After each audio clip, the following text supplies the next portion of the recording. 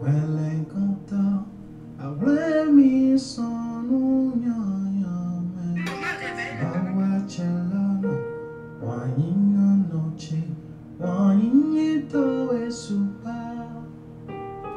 Bawa chelano, osudaho, osua jewe, jewe, jewe. Bawa chelano, noche. We made your fees in Cochito Loye. Bawa Chalano, we killed that dog. We made that people that better my way. So, say, de chona chalano, de cholo, we won't say ni do I know.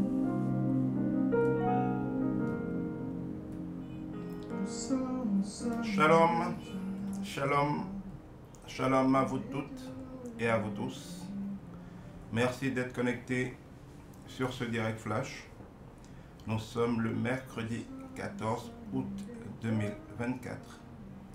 Nous allons faire aujourd'hui un direct qui est normalement prévu pour les jeudis. J'ai une nouvelle grille des programmes, si on peut parler ainsi, que vous connaissez. Je vous la remontre. Non, ce n'est pas ça. Laissez-moi vous la retrouver un instant, et qui prévoit que tous les jeudis de 12h30 à 13h30 il y a un direct flash pour vous édifier sur les questions professionnelles. Et bien c'est ce direct flash que nous faisons aujourd'hui en lieu et place de jeudi, parce que aujourd'hui c'est possible et que demain c'est férié. Et comme demain est férié, beaucoup de gens ne seront pas disponibles. Donc nous allons faire ce direct là aujourd'hui plutôt que demain. Voilà, le thème de ce direct, vous l'avez vu s'afficher, c'est comment obtenir une promotion, comment obtenir une augmentation de salaire. Ça va être le thème de ce direct là. Laissez-moi, je suis en train de chercher à vous trouver le direct, l'image plutôt de la grille des programmes. J'espère que c'est la bonne maintenant. Non, elle est là plutôt. Voilà. Donc, vous avez là la grille des programmes qui s'affiche. Et vous pouvez voir que nous avons, et ça va être désormais ça, hein, la grille des programmes toutes les semaines. Nous avons les jeudis normalement de 12h30 à 13h30, direct flash d'1 heure de temps sur les questions professionnelles, tout ce qui est management, leadership, entrepreneuriat. Vous avez le samedi de 21h à 22h, un direct flash sur tout ce qui est questions amoureuses, relations de couple, bien-être en famille et en communauté. Nous avons dimanche de 10h à 11h, un direct flash sur les défis de la foi pour s'épanouir et triompher de ces défis au quotidien. Nous avons les dimanches de 21h à 22h un direct où je réponds sans tabou à toutes vos questions. Dimanche dernier, par exemple, nous avons traité la question des maladies chroniques, des maladies dites incurables, mais qui se guérissent bel et bien. Et j'ai déjà des témoignages à cet effet-là. Je vous rappelle que toutes ces émissions sont disponibles en direct sur ma page Facebook, sur ma page YouTube. À chaque fois, l'identifiant c'est Edgar Aguilipi, sur ma page LinkedIn. C'est disponible sur TikTok, naturellement en direct, mais en différé, ce ne sera plus sur TikTok. Et vous le retrouverez aussi en différé sur ma page SoundCloud. Voilà, nous allons entrer dans le sujet d'aujourd'hui. Merci de me confirmer que vous m'entendez bien sur YouTube, sur Facebook, sur TikTok. Merci de me confirmer que vous m'entendez bien. Et puis, nous rentrons dans le sujet d'aujourd'hui. Je vous rappelle que, étant donné que je suis sur plusieurs plateformes simultanément, il ne m'est pas toujours possible de monter des gens et de pouvoir les faire parler en direct, mais je fais très attention aux questions que les gens posent, que ce soit sur TikTok ou sur YouTube ou sur Facebook ou encore sur LinkedIn. Vous avez toujours la possibilité de poser des questions et je vais pouvoir répondre à ces questions-là. N'hésitez donc pas à poser des questions afin que, en rapport avec le sujet, je puisse vous répondre. Merci de me confirmer là que vous m'entendez bien, parce qu'il ne faut surtout pas que nous avancions pour nous rendre compte que vous ne m'entendez pas. Shalom Joanna, j'espère que tu vas bien. Merci de me dire d'où tu nous suis et de me confirmer surtout que vous m'entendez. Amos, Jean-Pierre, Lokosu et les autres, shalom à vous sur TikTok. Merci de me confirmer aussi. Amos m'a confirmé qu'on m'entend 5 sur 5 sur TikTok, c'est parfait. Confirmez-moi s'il vous plaît sur Facebook, sur YouTube, que vous m'entendez bien. Alors, pour entrer rapidement dans le vif du sujet, comment avoir des promotions et des augmentations de salaire, je voudrais déjà vous rappeler que j'ai donné, ça devait être en mai si je ne me trompe pas, un webinaire sur comment s'en sortir et traverser les temps difficiles. Vous le retrouverez sur SoundCloud, vous le retrouverez sur YouTube essentiellement. C'est un enseignement où j'ai déjà donné beaucoup de conseils à ceux qui travaillent, qui n'ont pas forcément des augmentations de salaire, mais qui doivent faire face à des charges de plus en plus importantes. J'ai donné des conseils très précis, très appréciés, que beaucoup ont testé, qui marchent, pour vous permettre d'accroître votre pouvoir d'achat, même si vous n'avez pas d'augmentation de salaire. Parce que pour avoir une meilleure qualité de vie, il ne faut pas forcément avoir plus d'argent. Il suffit de pouvoir avoir plus de choses. Parce que c'est vrai que notre but, c'est d'avoir plus de choses au quotidien, que ce que nous pouvons nous offrir soit plus important. Une des manières de le faire, c'est d'augmenter son salaire, mais l'autre manière de le faire que nous oublions, c'est d'accroître simplement son pouvoir d'achat. Le pouvoir d'achat peut être déclenché par différentes autres choses, une meilleure capacité de négociation, une meilleure planification dans ses achats, le choix de où est-ce qu'on achète quoi, changer certaines marques, tout en gardant les produits d'un certain confort, avoir une femme qui est sage en termes de gestion des approvisionnements, bref, je ne vais pas refaire ce séminaire-là. Allez, ça doit s'appeler comment survivre et s'en sortir dans les temps difficiles. Vous le trouverez sur ma plateforme SoundCloud et sur YouTube. Voilà pour cet aspect des choses. Maintenant, pour en venir dans le cas de celui qui travaille, qui rêve d'avoir une promotion, une augmentation, il faut toujours revenir à la base des choses. La première chose, c'est de savoir ce qu'est l'emploi. Un emploi, ce n'est pas quelqu'un qui n'a rien à faire, qui veut que des gens soient autour de lui et qui vous donne une place. Quelle que soit l'entreprise dans laquelle vous travaillez, et même si vous étiez à votre propre compte, c'est valable quasiment si vous voulez vous en sortir. Il faut se rappeler qu'un travailleur, c'est quelqu'un dont on a besoin. Quelqu'un dont on a besoin parce qu'il a quelque chose dont on a besoin, parce qu'il peut apporter quelque chose qu'on pense qu'il est mieux d'obtenir par lui. Dit autrement, une entreprise va recruter quelqu'un, va le mettre à son service, va l'employer pour faire quelque chose. C'est-à-dire que l'entreprise a quelque chose à faire, mais elle n'a pas le temps de le faire, ou elle ne sait pas le faire, ou elle ne peut pas le faire, ou elle ne veut pas se fatiguer à la faire. Elle va payer quelqu'un auquel elle va déléguer le soin de le faire. Et donc, celui qui est employé n'est pas employé pour être là, présent de corps et éventuellement d'esprit. On n'est pas payé pour le temps qu'on passe dans l'entreprise. C'est vrai que beaucoup d'entreprises ont un mauvais système de rémunération. Bon, mauvais, c'est une manière de parler, mais qui est à l'heure. On vous paye à l'heure, on vous paye au nombre de jours de présence, on vous paye au mois. Ça marche souvent comme ça. La conséquence de ce système de rémunération-là, c'est que beaucoup de gens croient que c'est leur temps qui est payé. Oui, en apparence, mais en réalité, ce n'est pas votre temps que l'employeur veut payer. L'employeur, en fait, s'en fout de votre temps. C'est pour ça que d'ailleurs, dans le monde, depuis le Covid, se développe beaucoup ce qu'on appellera le télétravail. On est à la maison, donc en réalité, l'entreprise, normalement, s'en fout de ce que vous faites de votre temps, mais elle veut avoir des résultats. Et pour peu qu'elle ait des résultats, elle s'en fout un peu de comment vous gérez votre temps. C'est une tendance qui est croissante et qui va croître de plus en plus.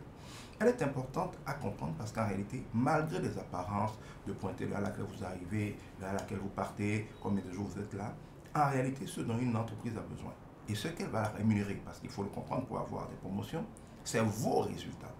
L'entreprise qui va tout le temps être en train de surveiller votre heure d'arrivée et de départ et consort, ce n'est qu'une entreprise qui veut s'assurer que vous êtes rentable, mais qui ne sait pas faire autrement, qui n'a pas développé des outils de gestion de la performance. Et si vous êtes entrepreneur qui me suit, ça c'est très important pour vous. Si vous ne développez pas des bons outils pour mesurer et gérer ce qui est important pour vous, vous allez perdre votre temps à faire des mesures inutiles. Beaucoup de gens mesurent la performance de leurs collaborateurs simplement autant qu'ils passent là. C'est inutile parce que le temps n'est pas corrélé au résultat. Quelqu'un peut passer 2 heures dans vos bureaux et vous donner un résultat 10 fois supérieur à quelqu'un qui est là de 8h à 20h, qui vous donne l'impression qu'il travaille beaucoup. Donc, ne tombez pas dans ce piège de mesurer de manière trop primaire le temps. Je ne dis pas que ce n'est pas utile, mais ce n'est pas l'essentiel. L'essentiel pour une entreprise, c'est de mesurer la contribution réelle du collaborateur à l'atteinte de ses objectifs, à l'atteinte de ses résultats. Comme on dit, il n'y a pas de bon chemin pour celui qui ne sait pas où il va. L'employé qui veut s'en sortir doit donc être un employé qui sait pour quel résultat, pour l'atteinte de quel résultat il a été recruté. Qu'est-ce qu'on attend de vous? Si par exemple vous avez été recruté comme un commercial, le plus important pour votre patron, ce n'est pas que vous soyez là tous les jours à l'heure, que vous partiez au bon moment, que vous fassiez vos rapports et que vous alliez faire des rendez-vous. Tout ça, c'est bien beau. Ce n'est pas mauvais. Mais ce n'est pas pour ça qu'il vous paye. Parce que ça ne lui apporte rien. Je connais des commerciaux qui font ce que je dis là rigoureusement, parfaitement, pendant 2 mois, 3 mois, 6 mois, sans apporter un seul client, qui n'ont pas déclenché une seule vente. L'entreprise n'a pas encaissé un franc du fait de leur travail assidu, discipliné aux bonnes heures. Ça ne sert à rien. Ça ne sert tellement à rien que même si votre patron était assez ignorant en management pour laisser ça faire, quoi qu'il en soit parce qu'il va faire faillite, soit parce qu'il n'aura plus le moyen de vous payer, soit parce qu'il finira par se rendre compte que vous n'êtes pas rentable pour lui, le patron va finir par vous virer. Parce que même si, en apparence au quotidien, il n'a fait que regarder votre présence, en réalité, même s'il ne vous le dit pas clairement, parce que certains le disent clairement, d'autres non, la seule chose pour laquelle vous lui êtes utile, ou vous pourriez lui être utile, c'est qu'est-ce que vous lui rapportez comme argent, comme client, et en supposant que plus de clients veut dire plus d'argent comme argent. Mais je vais vous donner un exemple. Je connais des entreprises qui n'ont qu'un seul client. Mais c'est un tellement gros client qu'il leur permet de travailler à temps plein et de gagner beaucoup plus d'argent que d'autres entreprises qui ont 1000 clients. Donc même là encore, ce n'est pas dans le nombre des clients, mais c'est dans l'argent que le collaborateur peut vous apporter. Je donne un exemple. Vous êtes un collaborateur, admettons, vous arrivez toujours en retard. Pas que ce soit souhaitable, ça dépend, surtout si vous êtes dans un poste où vous êtes en front office, donc, ou quand les clients viennent doivent vous rencontrer, ça pose problème. Mais admettons que vous avez un poste, par exemple, de commercial. Vous êtes censé venir à 8h et partir à 17h30 peut-être. Vous arrivez toujours en retard, vous partez toujours le premier, déjà à 15h vous êtes parti. Mais que chaque mois vous apportez 500 millions de chiffre d'affaires, qui font à l'entreprise peut-être 100 millions de profits. Vous croyez que votre patron va vous virer? Vous croyez que si par exemple vous étiez payé, je ne sais pas, 2 millions, que vous dites oui, par les temps qui courent pour m'en sortir et avoir l'esprit tranquille pour continuer de travailler, de performer, il me faudrait avoir 3 millions. Vous croyez que quand vous rapportez chaque mois 100 millions à votre entreprise, elle va négocier? Bien sûr que non. Donc, première leçon, aimez vos patrons, aimez vos entreprises comme vous-même. C'est quelque chose qui est rare dans nos entreprises africaines, surtout francophones. On le voit un peu plus dans la culture anglo-saxonne. Les gens se dissocient de leur entreprise. Ils ne considèrent pas qu'ils font partie de l'entreprise et que leur prospérité ne peut découler que de la prospérité de l'entreprise. Si vous êtes dans une entreprise, c'est une entreprise qui va se battre, qui va réussir et que parce qu'elle réussit, parce qu'elle gagne de l'argent, aura besoin de personnes pour l'aider à continuer de gagner de l'argent et à gérer les clients avec lesquels elle gagne de l'argent. Tant qu'elle prospère, elle va avoir des ressources pour payer les gens qui l'aident. Mais si vous ne faites pas votre boulot, parce qu'une entreprise qui fait faillite, ça peut être un leader qui n'est pas bon, mais c'est souvent des collaborateurs qui ne font pas leur boulot, mais qui sont là à faire semblant de travailler. Le patron n'a pas le discernement qu'il faut pour réaliser qu'il ne faut que semblant de travailler. Il continue de les payer alors qu'il ne lui rapporte pas d'argent. Au finish, il fait faillite. Notez donc que si ce n'est pas immédiatement parce que votre patron a le discernement pour le comprendre, tôt ou tard, l'entreprise dans laquelle vous êtes fera faillite si vous ne faites pas votre travail en termes de résultats. Et s'il fait faillite ou s'il a des difficultés, ça lui plaît, ça ne lui plaît pas, il va vous virer. Si vous voulez conserver votre emploi durablement, il vous faut donc faire votre travail. Faire votre travail, ce n'est pas être présent. Faire votre travail, ce n'est pas faire ce qu'on vous dit de faire. Je répète, faire votre travail, ce n'est pas être présent. Faire votre travail, ce n'est pas faire ce qu'on vous dit de faire. Faire votre travail, c'est créer les résultats qui justifient votre existence. Cela est tellement important que nous sommes dans un monde aujourd'hui où, heureusement, les entrepreneurs et les entreprises ont le choix. Vous étiez peut-être secrétaire. Sachez qu'aujourd'hui, avant, il fallait avoir une secrétaire sur place qui fait le travail. Aujourd'hui, il y a plein de possibilités. Les intelligences artificielles, pour presque rien, soit parfois c'est gratuit, soit parfois c'est des choses comme un abonnement de 6 000 francs le mois, de 10 000 francs le mois, de 15 000 francs le mois. Il y a aujourd'hui des intelligences artificielles qui font parfaitement le boulot d'une secrétaire. Des intelligences artificielles peuvent répondre au téléphone, donner des informations courantes aux clients, les orienter et quand ça dépasse ce qu'elle peut faire, les mettre en contact avec celui qui peut les répondre, sans que personne n'ait intervenu. Pas besoin de standardiste, pas besoin de secrétaire. Une intelligence artificielle peut classer des dossiers, les archiver, permettre de les retrouver, vous rappeler des choses, faire des tâches pour vous. Vous pouvez programmer que quand il y a telle chose, il déclenche telle chose, quand il y a telle chose, il fait ci, et à la fin de la journée, il fait tel point. Des intelligences artificielles le font aujourd'hui. Des intelligences artificielles peuvent vous prendre des notes totales, parfaites d'une réunion, vous les transcrire, vous les organiser, vous faire le point des choses à retenir, des choses à faire, vous relancer des gens qui doivent le faire. C'est phénoménal ce que les machines peuvent faire aujourd'hui. Sans compter le télétravail. Il y a aujourd'hui, par exemple, en Occident, c'est plus développé qu'au Bénin. Et en Afrique, mais ça va venir. Il y a des gens, par exemple, qui sont des professionnels libéraux, médecins, avocats, consultants, qui ne recrutent plus de secrétaires. Soit ils se débrouillent tout seuls avec les outils d'intelligence artificielle, soit ils ont un contrat avec quelqu'un qui est complètement dans un autre pays, une femme par exemple ou un homme qui est assistant de direction, j'en connais au Bénin, si vous êtes intéressé, je peux vous mettre en contact aussi avec eux, qui, étant à son propre compte, étant en freelance, a ses propres activités, mais vous avez une ligne téléphonique qui gère pour vous, vous avez des mails qui gèrent pour vous, il peut vous faire un travail complet d'assistant à distance sans être dans vos locaux. Et comme c'est quelqu'un qui n'est pas bloqué chez vous, qui ne doit pas payer son transport tous les jours pour venir au travail et repartir, ainsi de suite, que ce soit l'intelligence artificielle ou ce genre de personnes en télétravail qui vous font le boulot, ça coûte beaucoup moins cher que l'employé qui est là, pour lequel il faut payer le loyer, parce que si on ne paye pas les bureaux, il ne peut pas y être. Il faut payer le mobilier pour qu'il ait quoi travailler. Il faut payer l'ordinateur, payer la maintenance, payer la connexion Internet, payer les agents de sécurité, payer l'accueil, payer le courant, payer l'électricité, parfois payer la clim. J'essaie de vous montrer que avoir une entreprise dans laquelle les employés sont en présentiel, ça coûte très cher à l'entreprise. Une entreprise qui fait ça, pour que vous ne soyez pas capable de créer les résultats pour lesquels il le fait, va tôt ou tard, et aujourd'hui plutôt que tard, vous mettre dehors ou vous plafonnez en rémunération, parfois même diminuer votre rémunération. Je crois que c'est la chose la plus importante. Si vous comprenez cela et que vous êtes sincère avec vous-même et que vous ne trouvez que des emplois qui correspondent à vos capacités, parce que c'est là que ça commence. Si tu vois une offre d'emploi parce que tu es au chômage, tu y postules alors que manifestement ce qu'on a décrit comme défi à relever, tu n'en es pas capable, tu te crées déjà des problèmes. Il ne faut pas accepter un emploi qui ne correspond pas à ce que tu es capable de faire. Et quand tu acceptes un tel emploi, tu dois en même temps investir dans le développement de tes compétences. Aujourd'hui, on n'a pas forcément besoin d'aller à l'université pour apprendre des choses. Avec Internet, on peut tous les jours apprendre. On peut même obtenir des diplômes se certifier en ligne. Mais vous devez veiller à être capable de faire ce que vous vous faites recruter pour faire. Et vous devez veiller à être en train de le faire, donc de livrer le résultat, d'être efficace. Vous devez veiller aussi à être efficient. Efficient, c'est livrer le résultat, mais au moins de coûts. Moins de coûts en termes de temps, le livrer rapidement.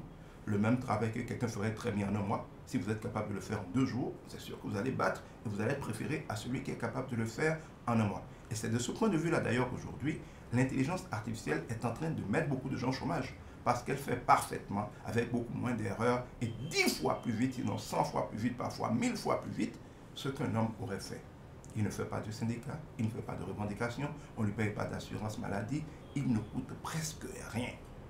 Dans un monde comme ça, il y aura de moins en moins de place pour les gens moyens. Seuls les excellents, capables d'être tellement excellents qu'ils battent les machines ou les télétravailleurs, ou qu'ils ont un discernement extraordinaire, ou qu'ils ont une sagesse extraordinaire, ou ils ont une onction extraordinaire.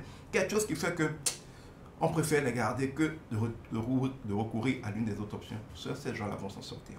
Notez-les une fois pour toutes. Et la parole de Dieu le dit.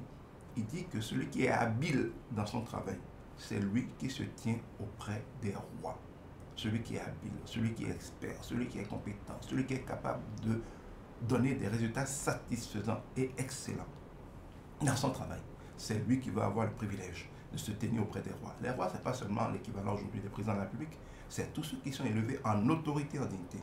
Les chefs d'entreprise, les ministres, les gros clients, même si vous êtes entrepreneur à vos propres comptes, si vous ne comprenez pas ce que je dis là, parce que l'entrepreneur, oui, n'a pas de patron pour être derrière lui, mais il a pour patron sa clientèle. S'il n'est pas capable d'être performant, de faire ce qu'il faut comme il faut, de donner les bons résultats de manière efficiente, donc dans des coûts raisonnables, il va être éliminé par le marché.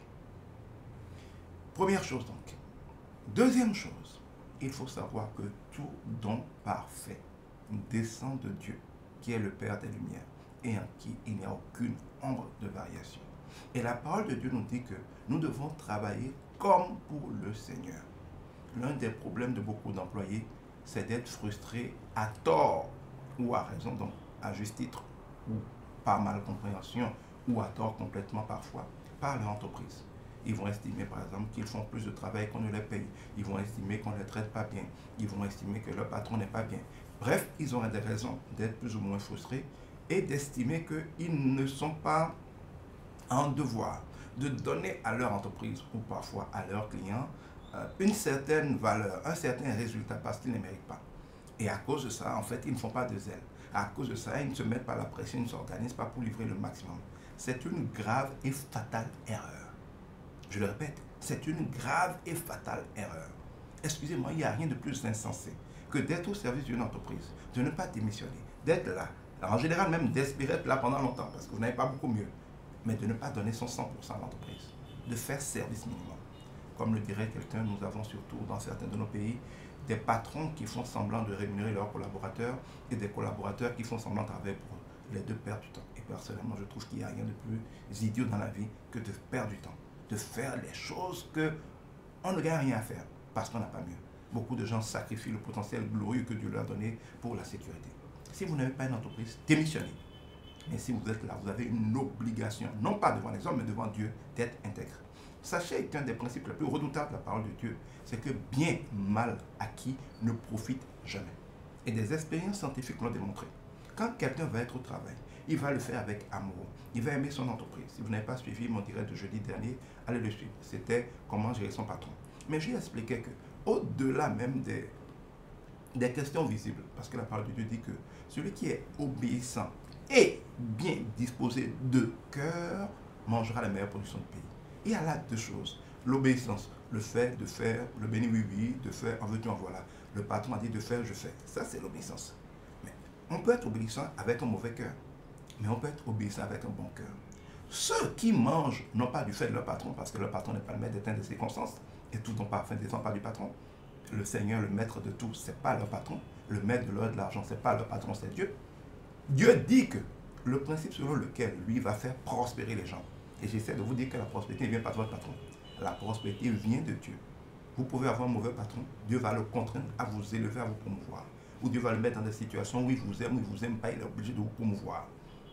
Vous pouvez avoir un mauvais patron, une mauvaise entreprise, Dieu vous donne une autre opportunité qui vous permet d'aller dans une autre entreprise où votre salaire est multiplié par 10. C'est Dieu qui élève, c'est Dieu qui fait la carrière, c'est Dieu qui fait prospérer.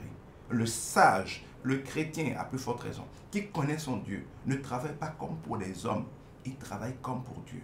Il sait que bien mal acquis ne profite pas. Il sait que s'il est là, faire semblant d'être là. S'il est là, à voler l'entreprise. Tu voles l'entreprise quand tu prends le stylo de l'entreprise que tu rentres chez toi. Tu voles l'entreprise quand tu dis que cette journée-là, tu as travaillé pour l'entreprise et qu'elle te paye pour ça alors que tu n'avais pas ta tête là, que tu faisais autre chose. Tu voles l'entreprise quand tu sais très bien pourquoi l'entreprise te paye. En échange de quel résultat l'entreprise te paye, que tu ne donnes pas ce résultat, mais que tu prends l'argent. C'est du vol, puisque tu prends la rémunération, tu n'as pas livré la marchandise. La marchandise, c'est le résultat.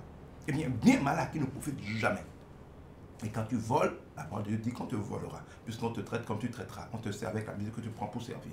Donc, si tu n'es pas capable de faire du zèle pour que l'entreprise prospère, Dieu ne permettra pas que l'entreprise fasse du zèle pour que tu prospères. Et même si l'entreprise s'entête de faire du zèle pour que tu prospères, Dieu va toujours créer des temps et des circonstances pour que tu n'en profites pas à cause du principe, et Dieu va suivre sa parole pour l'accomplir, que bien mal acquis ne profite pas. C'est pour ça que vous allez voir des gens, ils ont des promotions, ils gagnent de l'argent en plus, mais ça ne change rien à leur vie. Je connais des gens qui gagnent 10 fois plus que d'autres, mais ils sont toujours endettés, ils ont toujours des problèmes d'argent. Alors que théoriquement, ils ont vu leur situation s'améliorer. Bien mal acquis ne profite jamais. Celui qui fait son travail avec bon cœur, obéissant, mais étant bien disposé de cœur envers l'entreprise, envers les clients, qui travaille avec plaisir et amour pour satisfaire l'entreprise, les clients et les autres, va être heureux. Dieu même, avant même son patron, et va l'imposer à son patron, à sa clientèle et à l'environnement. C'est Dieu même qui va le rémunérer. Nous devons faire les choses parce qu'elles sont justes et compter sur Dieu pour nous bénir, au travers de nos patrons directs ou en les contrôlant. Mais n'acceptez jamais de devenir comme un panier qui est là, qui boude, qui ne travaille pas, qui prend le salaire, mais qui ne livre pas la marchandise, parce que vous n'allez jamais en être béni. Ne croyez pas que comme ça vous punissez votre client, votre client ou votre patron. Vous allez simplement vous détruire vous-même, parce qu'on ne répond pas à un péché par un péché. Quand quelqu'un ne vous traite pas comme Dieu a dit de vous traiter, traitez-le vous comme Dieu a dit de le traiter. Parce que c'est comme ça seulement que Dieu se lèvera et vous vengera. Pas vous vengera forcément en détruisant l'autre, mais vous vengera en vous bénissant, en vous donnant ce auquel vous avez droit. Quand on obéit à Dieu, c'est à Dieu que revient la responsabilité de nous donner les bénédictions qui en découlent. Mais si vous agissez comme pour les hommes, vous faites des jeux d'esprit, le patron ne vous paye pas bien selon vous, et bien vous aussi vous ne travaillez pas bien, vous laissez des heures arriver, vous commettez des erreurs, vous laissez des choses se gâter, vous laissez des clients se perdre, puis vous devenez un voleur, vous détournez ses clients, vous faites des affaires dans son dos, eh bien mal acquis ne profite jamais. Vous devez l'intégrer. Troisième chose, il faut savoir que il y a différentes formes de promotion. La promotion, c'est d'évoluer dans son travail. C'est d'avoir une situation meilleure, une situation plus confortable, une situation plus prospère, une situation plus enviable, une situation qui vous épanouit davantage. En tout cas, c'est de progresser vers l'atteinte de vos objectifs en termes de satisfaction dans un emploi. Une promotion peut être suivie d'avantages financiers, mais une promotion pourrait n'avoir aucun avantage financier. La promotion ne va pas toujours avec des augmentations de salaire ou de rémunération. Soit dit en passant, les augmentations financières ne sont pas aussi toujours des salaires. Vous pouvez, parce que vous avez bien travaillé, avoir par exemple une prime exceptionnelle. C'est un gain, c'est un avantage financier, mais ça ne fait pas augmentation structurelle et permanente de votre salaire. Vous pouvez avoir, par exemple, parce que votre entreprise est contente de vous et vous a donné une promotion, un véhicule de fonction. Ça ne vous donne pas un revenu supplémentaire tous les mois, mais on est d'accord que c'est une valeur additionnelle qui rentre dans votre vie. Donc, toute promotion ne va pas engendrer une augmentation de salaire, ça peut engendrer d'autres choses. Par exemple, peut-être que vous étiez là, vous n'aviez pas de contrat à durée indéterminée, vous aviez juste un contrat à durée déterminée. Donc, on peut vous virer à tout moment sans problème. Et puis, à un moment, parce que l'entreprise est satisfaite de vos résultats, parce qu'elle a envie de vous garder, parce qu'elle n'a plus envie de vous perdre, je le répète, la loi de base du leadership, c'est la loi de l'intérêt. Les gens ne font que ce qu'ils ont intérêt à faire. Ils ne font que ce qu'ils craignent de ne pas faire. C'est-à-dire qu'on n'obtient pas des choses des gens en les manipulant, en faisant du chantage. On obtient les choses des gens quand les gens ont réalisé que vous êtes un investissement rentable pour eux et que de faire ce qui est bon pour vous et qui va vous arranger est bon pour eux. Donc vous devez vous mettre en situation que ce soit bénéfique pour les gens de vous bénir, soit bénéfique pour les gens de vous élever, soit bénéfique pour les gens de vous donner de meilleures situations. Et quand c'est comme ça, tôt ou tard, ils le feront. Donc, il y a différentes formes de promotion. Certaines vont avoir ou vont être accompagnées d'augmentation de salaire, d'autres vont être accompagnées simplement d'augmentation ou pas d'augmentation de certaines faveurs spécifiques, et d'autres par contre n'auront aucune incidence sur du matériel, ça va être juste moral. Je donne un exemple, peut-être que vous êtes un gestionnaire de projet, vous êtes un directeur de projet, vous avez un salaire, des avantages. Ça ne change pas. Mais au début, on vous confie peut-être les petits projets simplement, et puis les grands projets, on les externalise auprès de grandes boîtes internationales parce qu'on estime que, comme dans certains de nos pays, vous n'êtes pas fiable pour gérer ça, on préfère le confier aux expatriés. Parfait. Bon. Mais vous avez votre salaire, vous avez vos emplois, votre salaire, vos avantages, et vous faites des choses. Mais vous gérez des petits projets en local. Tous les grands projets, on le confie à des gros consultants internationaux et ils le font pour l'entreprise. Et puis à un moment, parce que vous gérez bien les projets qu'on vous a confiés, dans le temps avec de bons résultats, tout le monde est content, pas de conflit, les délais sont respectés, qu'on sort, un grand projet arrive, un grand projet de la taille qu'en général l'entreprise met toujours en externe, et puis l'entreprise dit, on va vous donner votre chance, ce projet c'est vous qui allez le gérer en local. Que ça aille avec un acquis dit qu'on vous a promu ou pas, c'est une promotion, c'est une élévation de votre rang, de votre dignité dans l'entreprise. L'erreur que beaucoup de gens font là, c'est d'être cupide. De dire, si on doit me donner plus de boulot, plus de travail, il faut immédiatement qu'on me paye plus. Cette cupidité-là ne fait pas une grande carrière. Ne soyez pas un peu comme une prostituée qui dit toujours l'argent avant que je n'agisse. Ça, c'est l'attitude d'une prostituée. Quand vous êtes au service d'une entreprise, c'est aussi ça qui perd beaucoup de gens. Ne soyez pas le cupide, il n'y a pas un autre mot pour le dire, qui est toujours en train de dire, on m'a payé pour combien, je donne pour combien. Non. Quand vous mettez, surtout si vous êtes quelqu'un qui travaille à temps plein dans l'entreprise, tout votre temps appartient à l'entreprise. Tout ce que l'entreprise vous demande, qui peut se faire dans le temps de travail, est votre devoir et le droit de l'entreprise. S'il est vrai que le patron de l'entreprise peut vous donner des responsabilités supplémentaires, vous confiez un nouveau projet, ou bien peut-être il y a 2 départements dans l'entreprise. Avant, vous étiez directeur d'un seul département. Maintenant, parce que le patron est content de vous et qu'il n'est pas satisfait de l'autre directeur ou que l'autre directeur est parti, au lieu de recruter un autre directeur sur le deuxième département qui vient de perdre son directeur par exemple, le patron rattache l'ancien département ou le second département à votre département. Ça fait un département plus gros, donc avec plus de responsabilités, et vous êtes nommé à la tête de ces 2 départements-là. C'est une promotion en termes de confiance. C'est une promotion en termes d'honneur. C'est une promotion en termes de responsabilité, de dignité. Parfois, certains patrons vont immédiatement ajouter à ça une augmentation de salaire ou de prime. Certains ne le feront pas, vous gardons aux mêmes conditions, mais vous ont donné plus de responsabilités. Le sage ne refuse pas ces opportunités. C'est des promotions. Elles ne sont pas financières, mais c'est des promotions. Ça veut dire que vous êtes plus digne de confiance. Ça veut dire qu'on vous donne l'occasion de prouver davantage quand vous êtes capable. On vous donne l'occasion d'en apporter plus à l'entreprise. Même si immédiatement on ne vous a pas donné une contrepartie financière, ne le faites pas moins bien. Ne le négligez pas. Honorez la confiance qui vous est faite. Et demandez à Dieu de faire en sorte que cela soit profitable. Ce n'est pas l'objet de ce direct, mais je veux vous rappeler que dans le monde professionnel, les gains ne sont pas que financiers. Les gains sont au-delà du financier. Il y a des postes qui te permettent par exemple d'apprendre beaucoup de choses. On peut par exemple te confier un nouveau poste qui te fasse expérimenter, apprendre, maîtriser des choses que tu ne maîtrisais pas avant. Et parce que tu ne maîtrisais pas ces choses-là avant, ta valeur était moindre, parce qu'il faut savoir que la valeur d'un travailleur, c'est quoi? C'est ce qu'il sait faire. Il y a par exemple, quand vous voulez, par exemple, vous faire recruter dans une nouvelle entreprise, avoir un nouveau contrat, au national ou à l'international, qu'est-ce que vous vendez? Vous ne vendez pas que vos diplômes. C'est pour ça que dans les CV, il y a les diplômes et puis il y a l'expérience professionnelle. Vous vendez votre expérience. Si l'entreprise où vous avez été, admettons au même salaire, vous avez donné seulement l'opportunité de diriger peut-être un département technique. Elle vous a donc donné une valeur d'expérience à diriger un département technique. Que quand vous allez vouloir chercher peut-être un autre poste dans une entreprise plus grande, vous allez monnayer. Vous allez dire, ah oui, pendant 10 ans, j'ai géré le département technique. C'est pour ça que peut-être là, votre entreprise ne vous paye que peut-être 1 million, les autres là-bas vont accepter de vous payer 3 millions. Donc, même si votre entreprise vous a gardé pendant des années à ne vous payer qu'un million, d'abord c'est normal parce qu'il y a des choses que vous ne saviez pas, que vous avez appris au frais de l'entreprise. Et nous oublions que quand nous travaillons dans une entreprise, nous formons au frais de l'entreprise. Elle nous paye des séminaires, elle paye le cadre de travail et surtout, on ne le dit pas assez. Beaucoup de gens, presque tout le monde dans une entreprise, va faire des erreurs. Perçues ou non, visibles ou non, constatées ou non, mais qui vont coûter, selon le secteur d'activité, beaucoup d'argent, parfois des milliards à une entreprise. Un collaborateur peut faire une erreur qui coûte 10 milliards, qui coûte 50 milliards à une entreprise ou à un État. Mais en général, si c'est un employé, ce n'est pas l'employé qui va payer. Même si c'est un directeur, ce n'est pas lui qui va payer, c'est l'entreprise, donc ses actionnaires qui vont payer. Ça veut dire que si on devait bien évaluer ce qu'un employé coûte à une entreprise, si on intègre les manques à gagner, si on intègre les erreurs du collaborateur, de l'employé, parce qu'il n'avait pas cette expérience-là, qui ont coûté des millions, des milliards parfois, qui ont coûté la faillite à l'entreprise, jamais aucun employeur ne pourrait payer ce qu'il coûte à son employeur. C'est d'ailleurs pour ça que quand vous commencez, que vous n'avez pas beaucoup d'expérience, pour le même travail, le même poste, la même charge de résultat, on vous paye un peu moins que quand vous avez de l'expérience. Les gens pensent que c'est de l'injustice, ce n'est pas de l'injustice. Quand vous n'avez pas d'expérience, vous coûtez très cher à l'entreprise. En ce que vous ne faites pas, en ce que vous créez comme erreur, au problème que vous créez. Mais plus vous avez l'expérience, et moins vous allez coûter cher à l'entreprise. Mais quand vous allez vouloir, par exemple, avoir une autre opportunité à l'extérieur, c'est les expériences, c'est les projets sur lesquels l'entreprise vous a mis, c'est les occasions de prouver que vous êtes capable, que l'entreprise d'où vous venez vous a donné.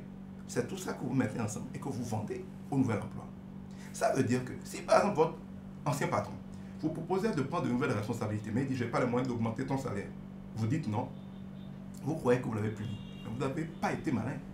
Vous avez manqué une occasion d'accroître votre valeur. Peut-être qu'il voulait vous ajouter par exemple le département je ne sais pas, de la qualité par exemple, à votre direction technique.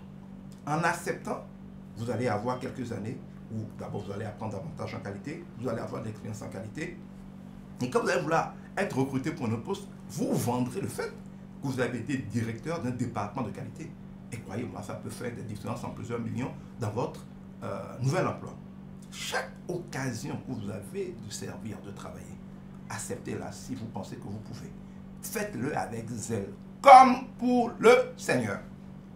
Parce que c'est l'un des grands secrets, Shalom, que Dieu te bénisse. C'est l'un des grands secrets des grands.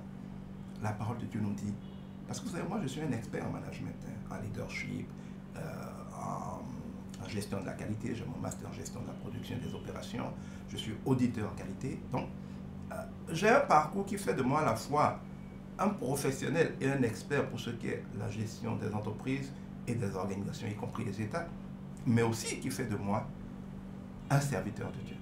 J'ai donc le regard des hommes qui a du positif, il faut en tenir compte, et j'ai le regard de Dieu. C'est d'ailleurs l'une des choses qui m'ont poussé à chercher spirituellement et à avoir la grâce de rencontrer Dieu. Quand, à 30 ans, j'ai démissionné alors que j'étais chef de la cellule de promotion de gestion des réformes à la présidence de la République du Bénin, j'ai démissionné parce que je n'étais pas satisfait. J'avais une certaine technicité que personne ne me contestait. Les gens aimaient même les résultats que ça donnait. Mais moi, je n'aimais pas ça. J'estimais qu'on pouvait faire beaucoup plus. Et je n'étais pas content de l'impact sur le cours des choses que cela produisait. J'ai rapidement compris que la vie ne se tenait pas qu'à la technicité. Il y avait une partie intangible, une partie qui relève de l'esprit. Et moi-même, c'était d'ailleurs l'année où j'ai aussi divorcé, j'avais dans ma vie, alors que j'étais très très admiré, et que tout le monde pensait que j'étais très heureux, moi j'avais un mal-être. Je sentais que j'étais appelé à plus glorieux, plus vivant, plus vrai que ça. Et j'ai démissionné, je suis rentré dans une quête spirituelle qui m'a permis, j'étais déjà né catholique, donc je connaissais Jésus-Christ, mais comme beaucoup de catholiques, j'allais à l'église parce que maman m'obligeait à aller à l'église. Je n'avais pas avec Dieu une relation de révélation, un cœur à cœur. comme le dira Jésus à la Samaritaine, j'adorais un Dieu que je ne connaissais pas. J'ai donc arrêté d'aller à l'église pour aller m'ennuyer et je me suis mis à chercher la vérité. Et j'ai eu la grâce de rencontrer Jésus-Christ, heureusement le même Dieu que je connaissais déjà, mais que je ne connaissais pas vraiment. Et ça a tout changé. Aujourd'hui, je parle de ce que je sais. Comme Jésus, je peux dire, j'adore un Dieu que je connais. Je ne le connais pas parfaitement, il est insondable, il est infini, mais je le connais beaucoup mieux et je peux, de manière pragmatique, traiter avec lui. Et donc, j'ai une certaine facilité à traiter tout problème, non seulement parce que nous sommes dans ce monde, mais nous ne sommes pas dans ce monde. Nous sommes dans ce monde, mais nous ne sommes pas du monde. Non seulement du point de vue de la réalité qui est là, que nous devons bien gérer, mais aussi de la vérité qui règne sur la réalité et qui elle relève des réalités spirituelles. Sachez donc que l'un des grands secrets de l'élévation dans la vie, c'est que tout pouvoir, même les païens le disent, vient de Dieu. Tout pouvoir, toute autorité, toute promotion vient de Dieu et de Dieu seul. Les hommes ne sont que des instruments pour faire ou défaire ce que Dieu veut. Ne vous perdez pas dans votre temps. Ne vous fourvoyez pas à rentrer comme certaines personnes insensées dans les jeux de couloir, nuire à quelqu'un, faire des coups bas à quelqu'un, médire de quelqu'un, la jalousie stupide, on fait une promotion à quelqu'un, pourquoi on lui a fait la promotion, c'est moi qui la méritais, je suis venu avant lui, pourquoi c'est lui qui a la promotion, moi j'étais ici, il est venu dans l'entreprise, il a été stagiaire dans ma main, c'est moi qui lui ai tout appris, maintenant lui il est élevé comme directeur, moi je reste là. Non, ça c'est l'attitude d'un païen, de quelqu'un qui ne connaît pas Dieu, qui manque de sagesse. Ce genre d'attitude, voilà des choses qui d'abord vous perdent du temps, qui vont vous frustrer, qui vont vous faire perdre la joie, qui vont faire que vous allez avoir tendance à ne plus donner le meilleur à l'entreprise. Et naturellement, vous ne recevrez plus le meilleur de la vie. Mais pire, qui vont vous tuer à petit feu. Vous pouvez aller voir le direct que j'ai fait, je crois, dimanche soir, comment guérir des maladies chroniques, des maladies dites incurables. La plupart des maladies sont la conséquence de nos péchés en pensée. Jalousie, non-pardon, rancune, aigreur, frustration, peur du changement. Ces choses-là, voilà, parce que la maladie, ce que le mal dans votre cœur a dit au travers de votre corps. Vous me dites qu'est-ce que vous avez comme maladie chronique, hémorroïdes, ulcères, hypertension, AVC, diabète, glaucome, cataracte, toutes les maladies quasiment. Je vous dirai qu'est-ce qui se passe dans votre cœur.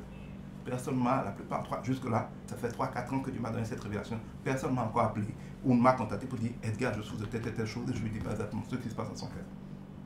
Ça veut dire que quand vous commencez à devenir négatif, narcissique, là ne pensez qu'à vous, tout pour vous, c'est une question de vous, comment bouger quelqu'un, comment nuire à quelqu'un. Par exemple, votre patron fait une erreur, vous savez que c'est une erreur, vous pouvez attirer son attention pour qu'on corrige afin que ça ne crée pas de problème à l'entreprise. Vous faites l'espoir de ne rien dire pour que ça donne de grands problèmes, en espérant que par ça va donner de grands problèmes, on va virer votre patron, ou bien il ne va pas avoir de truc, ou bien un collègue est en train de faire une erreur. Vous voyez que c'est une erreur qui va coûter cher à l'entreprise. Mais au lieu de l'aider à dire attention, tu fais telle erreur, corrige là, vous le laissez faire l'erreur pour qu'il soit mal perçu par le patron et que peut-être on le chasse parce que vous craignez que si lui reste là, il a plus de chances d'être promu que vous. Ça, c'est satanique, c'est diabolique. Ça n'a aucun autre nom. Si vous êtes un chrétien que vous faites des choses comme ça, vous devez en avoir honte et vous repentir immédiatement. Parce que Dieu seul est le juge et il juge chacun selon son cœur. Et dira à Samuel, vous les hommes, vous regardez aux apparences, moi je juge les cœurs. La vraie différence entre les gens qui vont à l'église, alléluia, amen, toutes les journées, et pour lesquels rien ne change, et ceux auxquels Dieu fait grâce, c'est dans le cœur. Soyez un homme selon le cœur de Dieu. Et Dieu n'aime pas les cœurs chargés de ce genre de pourriture. Si vous avez des cœurs chargés de ce genre de pourriture, vous serez malade. Vous allez avoir tout le temps, vous n'allez jamais avoir la paix. Vous n'allez jamais être joyeux. Vous êtes comme les gens marins. Même si la vie veut vous bénir, vous n'en jouissez jamais parce que l'amertume est dans votre gorge. Quand il y a de l'amertume là, quel que soit ce que vous mettez, même si vous mettez du miel dans la bouche, quand ça arrivera là, ce sera amer. Beaucoup de gens ont bousillé leur vie en étant amers, avec un mauvais cœur. Non, ne soyez pas de ces gens-là. La promotion vient de Dieu seul. Donnez le meilleur de vous-même. Bénissez même vos ennemis. Mais on le voit dans la parole de Dieu. On dit, priez et recherchez le bien de la ville dans laquelle je vous ai amené en captivité. Même si Dieu permet que... Parce que personne ne peut faire de toi un esclave dans aucune situation, si Dieu l'a permis. Allez lire la parole de Dieu. La parole de Dieu dit, j'ai fait un direct là-dessus, vous pouvez le trouver sur mon compte YouTube et SoundCloud. La souveraineté de Dieu dans nos malheurs. Aucun malheur n'arrive à personne. Que tu aies une promotion, que tu mérites une promotion qu'on ne te la donne pas, ça veut dire que Dieu n'a pas voulu qu'on te la donne, Dieu n'a pas permis qu'on te la donne, ou Dieu a permis qu'on ne te la donne pas. Arrête d'en vouloir aux hommes. Ce n'est pas les autres qui sont notre problème. Dieu est le seul maître d'éteindre des circonstances. C'est clair dans la parole de Dieu, c'est dans nos Bibles. Ouvrez vos Bibles, lisez là. Aucun malheur ne frappe une ville sans que l'Éternel en soit l'auteur. Et s'il en est l'auteur, c'est que d'une manière ou d'une autre, lui qui nous aime tous estime que ça, là, ça doit vous arriver pour contribuer à votre bien. Parce que toute chose est grâce et concourt au bien de ceux qui aiment Dieu et qui marchent selon son dessein. Pas seulement ceux qui aiment Dieu, mais ceux qui sont dans le plan de Dieu. Tu veux cette promotion, tu ne l'as pas donnée. Peut-être parce que tu n'es pas encore prêt. Et que si on te la donne, ça va te détruire. Il y a des gens qui travaillent bien, on les admirait. Peut-être tu gérais 10 personnes, ils étaient très brillants. On les a mis en promotion, on leur a donné une promotion. Ils devaient désormais gérer 50 personnes. Ça a été la catastrophe. Ils n'étaient pas prêts à ça, ils n'étaient pas capables de ça. Ils ont échoué lamentablement. Mais quand tu échoues lamentablement après ta promotion, on ne dit pas que la promotion n'était juste pas bonne ou n'est pas calibrée. On ne te ramène pas au niveau que tu peux gérer. On dit que tu es nul et on te chasse. Tu peux te retrouver au chômage. Je connais des gens qui sont au chômage parce qu'ils ont été promus, mais d'une promotion qu'ils ne pouvaient pas gérer. Il ne faut pas prendre des choses qui soient suivies de chagrin. Dieu dit que ce que le diable donne est suivi de chagrin. Mais ce que Dieu donne n'est jamais suivi de chagrin. Dieu sait. Toi, tu penses que tu peux déjà prendre ça. Tu peux prendre cette augmentation de salaire. Mais Dieu sait peut-être que si tu la prends, ça va te détruire. Dieu va empêcher qu'on te la donne. Peut-être pas un collègue, peut-être pas ton patron, peut-être pas quelqu'un d'autre. Mais ce n'est pas eux ton problème. C'est Dieu qui n'a pas permis que tu l'aies parce que tu n'es pas encore prêt pour ça. Ça peut être aussi que tu es prêt pour ça, mais tu es quelqu'un de mauvais. Parce que pour être élevé aussi, pour être béni, il faut honorer Dieu dans ses finances. Dieu commence un travail. Même les païens le savent. Quand un païen commence son premier travail, il prend la totalité de son premier salaire. Il va l'offrir à son père ou à son tuteur. On appelle ça les prémices. Les animistes qui font des champs, quand ils ont leur première récolte, ils donnent. Là, par exemple, c'est le 15 août à Savalou, ils sont en train de faire la fête. Ils vont donner en prémisse à leur divinité la première récolte d'igname. C'est une loi de la vie, elle n'est pas négociable. La première portion, le premier salaire, le premier loyer, le premier revenu de toute activité que Dieu permet que tu aies, ou que tu aies plutôt, appartient à Dieu, pas à toi. Quand tu donnes cette première partie à ton père spirituel ou biologique qui l'a contribué, tu lui demandes de prier dessus. Ça lui revient, c'est lui, c'est son fruit, à lui. Ça déclenche une série bénie. Vous commencez un nouvel emploi, vous prenez votre salaire, vous bouffez. Il n'y a rien pour Dieu. Rien pour l'Église qui vous a battu. Rien pour ceux qui vous ont édifié dans la foi. Rien pour votre père biologique ou le tuteur qui s'est sacrifié, qui a payé votre scolarité. Vous faites comme si c'était votre argent. Et vous êtes surpris d'avoir une instabilité, de n'avoir pas de promotion, d'être maudit. Eh bien, il y a des règles financières. L'argent n'a pas été créé par les hommes.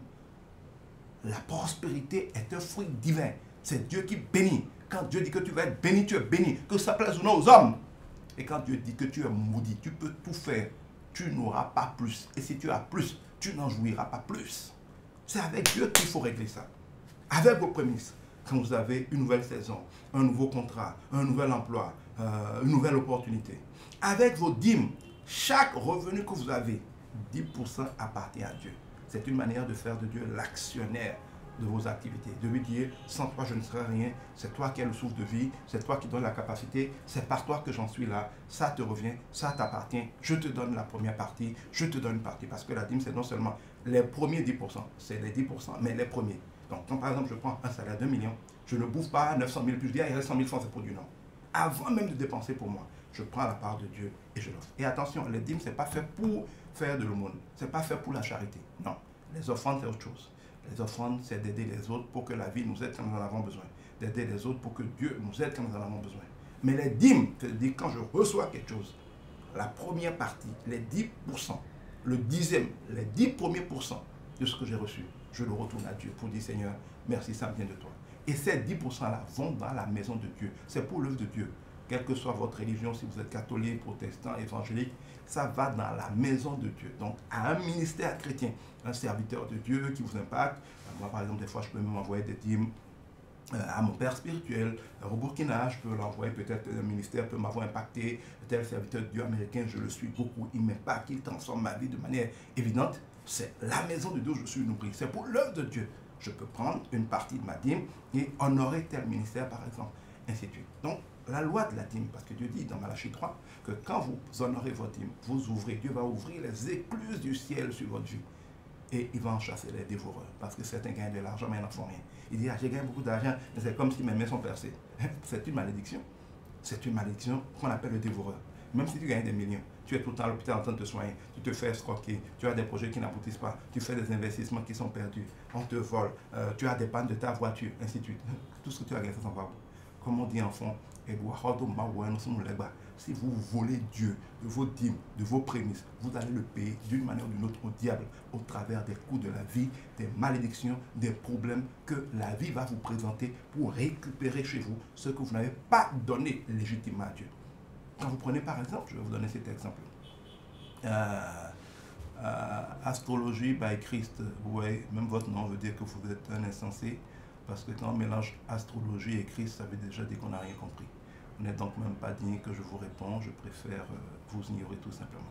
Donc, il faut mettre chaque chose à sa place, parce que Dieu est le maître de tout. Que ça nous plaise ou non, le commencement de toute sagesse. La sagesse, c'est de savoir quoi faire, quand le faire, comment le faire. On peut accumuler beaucoup de connaissances, mais ce n'est pas ça qui va changer votre vie. Ce qui change votre vie, c'est la sagesse de savoir quoi faire, à quel moment, dans telle situation, qu'est-ce qui est essentiel.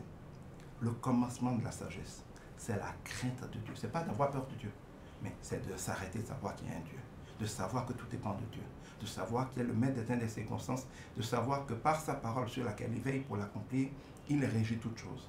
Et si nous voulons que les choses se passent bien, nous devons veiller à rester synchronisés, alignés sur cette parole de Dieu, sur ces principes de Dieu, sur cette sagesse de Dieu, et nous allons pouvoir prospérer. Donc, sachez, je disais donc que l'une des lois de l'élévation de la prospérité, c'est la loi des petits commencements. Dieu dit ceci, ne méprisez pas les petits commencements. On dira dans le monde, un voyage commence toujours par un pas. L'une des raisons pour lesquelles certains ne sont pas promus ou échouent, c'est parce qu'ils veulent accéder aux postes élevés, aux opportunités élevées, aux situations élevées directement. Regardez Jésus-Christ, le Fils de Dieu, l'Esprit de Dieu incarné sur terre. Donc c'est quand même Dieu plein qui vient. Il n'a jamais commis de péché, il est parfait. Mais regardez, la parole de Dieu nous révèle. Et Dieu est honnête. C'est pour ça que je dis, les hommes n'ont pas pu écrire la Bible. Elle ne serait pas aussi honnête que ça. La parole de Dieu nous dit que Jésus-Christ a grandi en autorité et en stature devant Dieu et devant les hommes. Jésus-Christ, Dieu incarné, a pris la peine de grandir. On le voit au début de sa vie. On nous dit qu'il était déjà brillant, il avait un fort potentiel, il allait dans les temples, il avait un grand discernement de la parole de Dieu, il posait des questions déjà qui troublaient les gens, il disait déjà des choses qui troublaient les gens. Ça, c'est pour montrer qu'il avait un grand potentiel. Mais en dépit de son grand potentiel, entre ses 12 ans et ses 30 ans, on n'a plus parlé de lui. Il faisait quoi? Il était un enfant obéissant à sa maman et à son papa. Il a appris un métier bien concret, il était charpentier. Il a dû être un apprenti obéissant. Il a dû se soumettre à son père. Il a appris comme tout le monde. Il a grandi petit à petit. Ailleurs, la Bible nous dit qu'il a appris l'obéissance à Dieu au travers de tout ce qu'il a souffert et enduré. Il n'est pas devenu ce serviteur de Dieu brillant, Dieu incarné, faisant tout parfaitement, y compris marchant stoïquement jusqu'à la croix par hasard. Il a appris au travers de ce qu'il a souffert. Il a appris progressivement. Il a grandi donc progressivement. En autorité, il a grandi progressivement. En statut, il a grandi progressivement. En impact, il a grandi progressivement. Beaucoup de gens ne veulent pas grandir progressivement. Les réseaux sociaux ont ça aussi d'un peu vicieux. Vous voyez sur les réseaux sociaux des gens qui vous donnent des conseils, il suffit d'eux, qui vous montrent comment eux ont fait telle chose, qui vous disent qu'on peut réussir telle chose, mais ils vous montrent, soit beaucoup mentent, c'est déjà démontré, mais certains vous disent la vérité, mais vous disent la vérité de leur situation à une phase qui n'est pas la vôtre. Si vous voyez peut-être, je ne sais pas, un avocatier de 15 ans qui donne peut-être tous les ans beaucoup d'avocats, c'est merveilleux. Mais si vous voyez un avocatier de 6 ans et qui ne donne jamais aucun avocat, vous allez scandaliser. Mais c'est normal, parce que l'avocatier donne les premiers avocats après 7 ans. Si je ne me trompe pas, il y en avait un dans une maison que j'avais habité il y a quelques années, et c'est là où on m'apprenait que ça donne régulièrement beaucoup d'avocats beurrés, là, c'est merveilleux, ça tombe tout le temps. Mais ça, c'est après 7 ans. Donc là où le maïs, en quelques semaines, a donné les tomates, les laitues qu'on se donne régulièrement, d'autres arbres donnent 1 an, 2 ans. Il y a un arbre, il y a des arbres, il y a au-delà de 7 ans, qui pendant 7 ans ne te donnent rien. Quand vous prenez non, c'est pas la peine d'aller dans plus d'exemples, mais il y a des arbres qui pendant 7 ans sont là, ne donnent rien. Mais quand ça commence à donner, c'est ininterrompu. Mais on ne peut pas être, par exemple, un avocatier qui a 5 ans et qui est triste parce que, ou qui estime qu'on n'a pas réussi, qui cherche des stratégies pour réussir, pour porter rapidement des fruits, qui se saoule d'engrais pour porter rapidement des fruits, parce qu'on voit un autre avocatier qui lui donne beaucoup de fruits tout le temps. Si on ne connaît pas ce principe que l'avocatier prend un certain temps, qu'il ne faut pas mépriser les petits commencements, qu'en termes de cycle, il n'est pas encore trop tard pour lui, eh bien, on va se fatiguer parce qu'on se compare à un avocatier qui, lui, est dans une autre phase. Quelqu'un a peut-être 30 ans de carrière. Il a déjà vu des vertes et des pas mûres. Il a échoué, il a eu des faillites, il s'est relevé, il a appris, il a eu des problèmes. Il finit naturellement pas maîtriser, comme on dit, les règles du jeu, est dans une phase où là, maintenant, ça marche pour lui, il commence à récolter les fruits de ces 30 années de souffrance. Évidemment, heureusement, ça brille pour lui. Vous êtes peut-être à 5 ans de carrière, vous regardez sa vie, vous regardez ses trucs sur les réseaux sociaux, vous regardez ce qui lui arrive, et puis vous l'enviez. Et vous cherchez comment vous, à 5 ans de carrière, vous allez réussir ce que lui, il est en train de faire au bout de 30 ans de carrière. Pas que ce soit impossible, mais il n'est pas non plus normal d'être choqué, d'être frustré de ne pas y arriver, de se considérer comme un problème, d'être jaloux pour ça, de se dire qu'on ne vaut rien. Vous voyez quelqu'un peut-être qui est une commerçante, son mari est douanier, qui l'aide à sortir les marchandises qu'elle importe quasiment sans frais. Elle peut se permettre de faire des prix impossibles dans sa boutique. Ça fait qu'elle a plein de clients, d'abord parce qu'elle a des stocks qui lui reviennent moins cher, elle a les amis, tous les commerçants, les opérateurs économiques qui connaissent son mari et auxquels son mari a rendu des services, viennent acheter chez elle en gros parce qu'ils savent qu'elle a les possibilités d'importer en gros. Elle a une combinaison de force, de faiblesse, d'atouts qui font que peut-être sa boutique elle brille. Ne soyez pas là disant, moi j'ai créé boutique, je vends la même chose qu'elle, pourquoi moi je ne m'en sors pas? Ne soyez pas triste. Ce n'est pas le but de ce séminaire, mais j'ai déjà, dans certains webinaires, je dis, mais quand vous voulez, je parle aux entrepreneurs là, quand vous voulez lancer une entreprise, ne regardez pas que qu'est-ce que vous avez au niveau primaire comme capacité de produire quelque chose. Regardez les autres cartes que vous avez. Quelqu'un qui par exemple se lance dans la pisciculture, alors qu'il est retraité du Fonds alimentaire mondial et que pendant 30 ans de carrière, il a géré différents projets alimentaires dans le monde. Il connaît les gros acheteurs institutionnels de nourriture. Il connaît où est-ce qu'on achète du poisson en milliards quasiment tout le temps. Il a des circuits où on fait de la pisciculture. Ils ont financé ça pendant longtemps. Il a tous ces contacts-là. Il connaît le marché, il connaît les opportunités, il connaît les financements disponibles et consorts. Le jour où il va à la retraite, il décide de se lancer en pisciculture. Il va commencer à être florissant, tout va lui marcher parce qu'il a beaucoup d'argent, il a des subventions, il a des clients, il a tout. Toi, tu dis, ah, ça veut dire que la pisciculture marche bien. Je veux aussi lancer une pisciculture et tu investis comme lui. Tu vas faire faillite. Même si vous faites les poissons de la même manière, vous n'allez jamais avoir le même résultat parce que lui s'appuie sur des cartes, sur un passé, sur un carnet d'adresse, sur des informations, sur des lobbies qu'il a conçus pendant 30 ans. Toi, tu le vois faire la pisciculture, ça brille pour lui, tu dis que la pisciculture marche. C'est pour ça qu'excuse-moi, il n'y a rien de plus bête pour un entrepreneur que de dire qu'est-ce qui marche actuellement. Parce que la question n'est pas qu'est-ce qui marche, c'est qu'est-ce que vous êtes en situation de faire marcher. Ce qui marche chez quelqu'un marche à cause de beaucoup de choses. Spirituel, les cartes qu'il a, la situation qu'il a, une combinaison de choses. La manière dont il fait les choses est une chose, mais ce qu'il a comme atout en est une autre. C'est tout ça qui fait que quelque chose marche. Donc, ce n'est pas parce que quelque chose marche chez quelqu'un que vous pouvez rentrer dedans, ça va marcher pour vous. Vous devez chercher qu'est-ce que vous, dans votre situation, avec votre profil, avec vos atouts, avec votre âge, avec vos moyens, avec votre personnalité et votre destinée et la grâce de Dieu, parce que chacun réussit là où Dieu lui fait grâce. Est-ce que Dieu a pu vous faire grâce là? Si oui, allez-y. Sinon, fuyez. Vous allez vous casser la gueule lamentablement et vous créez beaucoup de problèmes. C'est des choses que vous devez intégrer. Et quand vous venez dans votre carrière professionnelle, c'est pareil. Donc, je disais, il ne faut pas mépriser les petits commencements.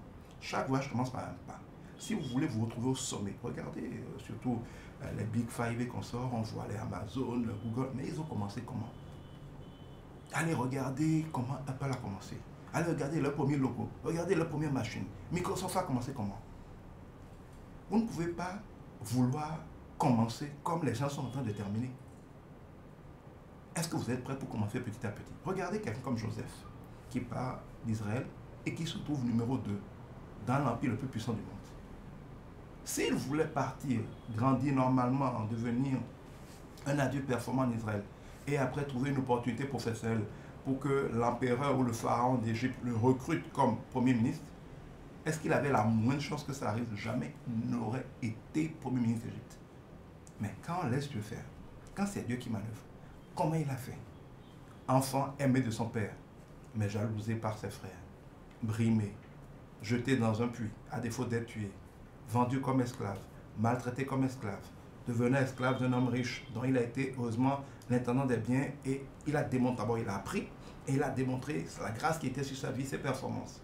Après, le même Dieu, Dieu est le maître des temps et des circonstances, va permettre que la femme de Potiphar qui le convoitait mente sur lui, on l'envoie en prison. En prison, il va apprendre d'autres choses, il va apprendre la résilience, il va apprendre un certain nombre de choses. Et surtout, il va se faire des connexions. Il va démontrer son savoir-faire à des gens qui sont entre autres prisonniers comme lui, mais qui étaient des ministres du roi ou du pharaon. Ils vont quitter la prison avant lui. Lui, il va y rester encore des années. Mais quand l'heure va sonner, Dieu va mettre tous ensemble pour permettre que quelqu'un qui était prisonnier et qui a connu Joseph dise au pharaon, il y a quelqu'un comme ça. On l'appelle. Dieu va se glorifier, il impressionne le Pharaon et il est propulsé comme ça du jour au lendemain, sans recrutement, sans jamais avoir travaillé pour Pharaon comme étant quasiment le maître d'Égypte. Ça veut dire que comment vous commencez est important. Est-ce que la plupart des gens aujourd'hui qui veulent lever sont prêts à commencer humblement? Supposons que tu sors de l'université. Tu es peut-être capable, tu as peut-être une maîtrise en contrôle de gestion, en finance, tu penses pour être directeur financier. Mais il n'y a aucune chance qu'une entreprise qui se respecte te recrute quand tu sors de l'université comme directeur financier. À moins que ce soit vraiment une micro-entreprise. Mais ça ne veut pas dire que tu ne peux pas devenir le directeur financier de la plus grosse boîte du pays. Mais si par exemple tu es là et qu'ils recrutent par exemple un stagiaire ou juste un agent au service financier, si tu as mieux, choisis mieux. Mais si tu n'as pas mieux, que tu es au chômage comme beaucoup de gens avaient une maîtrise depuis 10 ans ou depuis 5 ans, postule pour le poste de bas de gamme là, simple agent financier. Parce que là, tu vas être en concurrence lors du recrutement avec les gens qui n'arrivent pas à la cheville. Là où face aux gens qui ont ton niveau, tu n'arrives pas à percer, tu n'as jamais pu percer, face aux gens qui n'ont pas ton niveau, qui n'ont pas ton diplôme, si tu les rencontres, tu vas les battre. Ne fais pas ce recrutement-là s'ils ont demandé par exemple niveau bac, ou bien niveau BTS, ou niveau licence, alors que toi tu as peut-être un doctorat, ou un gros master, ou un DESS. Ne montre pas ton gros diplôme, sinon ça va leur faire peur, ils ne vont même pas te recruter. Sors et montre seulement le diplôme du niveau pour lequel on a appelé. Mais sachant que tu vaux beaucoup plus. Si tu vaux beaucoup plus, parce qu'il y a des gens qui ont des gros diplômes qui ne valent pas ceux qui sont censés valoir. À ce moment-là, il faut humblement réaliser qu'on ne vaut pas et aller apprendre concrètement à faire des choses. Je le dis toujours, ne mange pas le diplôme. Aucun diplôme ne fait la carrière de quelqu'un. Le diplôme est utile parce que sur les papiers, il faut dire qui tu es. Mais en réalité, les gens jaugent qu'est-ce que tu vaux. Beaucoup de diplômés sont au chômage parce qu'ils croient que le diplôme leur donne le droit. Le diplôme ne donne aucun droit. Ce qui donne le droit, c'est qu'est-ce que tu sais faire, qu'est-ce que tu peux apporter. Quand tu sais que tu as, comme beaucoup d'entre nous, des diplômes qui sont gros mais qui ne valent rien, on ne peut pas te demander qu'est-ce que tu sais faire et tu vas dire clairement quelque chose de concret parce que tu ne sais rien faire. À l'école, on apprend beaucoup de choses, mais on apprend concrètement à rien faire du tout. Or, ce qui permet de s'en sortir dans cette vie, ce n'est pas ce qu'on a comme diplôme, c'est ce qu'on sait faire et que d'autres vont nous payer pour faire. Quand tu sais que tu as un diplôme, tu ne sais rien faire. Trouve des séminaires, trouve des choses pour aller apprendre concrètement à faire quelque chose. Travaille gratuitement, c'est à ça que servent les stages chez des gens qui savent faire, qui vont te filer. Parce qu'à l'école, on n'apprend pas à faire les choses, on apprend la théorie inutile sur les choses. Dans toutes les écoles, y compris les universités internationales. Tu vas apprendre à faire en étant apprenti des gens qui savent faire. Et si tu es apprenti auprès des gens qui savent faire, c'est eux qui t'apprennent à faire. Donc, à défaut de pouvoir les payer, tu dois accepter de le faire gratuitement. Beaucoup de gens aujourd'hui ne veulent plus travailler gratuitement auprès des gens. Si tu es malin, que tu es un avocat, tu dois être apprenti du meilleur avocat du pays gratuitement. Travaille avec lui un certain nombre d'années. Il va t'apprendre des tuyaux, il va te donner des petites clés, des tuyaux, des petites clés, des tuyaux, des contacts. Tu vas apprendre non seulement la théorie du métier, mais comment on gère les problèmes, comment on trouve des clients, comment on fait un certain nombre de choses. Tu vas avoir des relations et tu vas être aussi connu par rapport à lui. Le jour où tu as quitté un grand, ceux qui rêvaient peut-être travailler avec le grand, mais qui n'ont pas les moyens de payer ce grand, vont courir vers toi. Parce que tu es le petit de ce grand-là, ils savent que tu es certainement à l'image de ce grand-là. Beaucoup de gens aujourd'hui, non, il m'exploite, on ne va pas travailler avec lui. Vous êtes, excusez-moi, pas intelligent.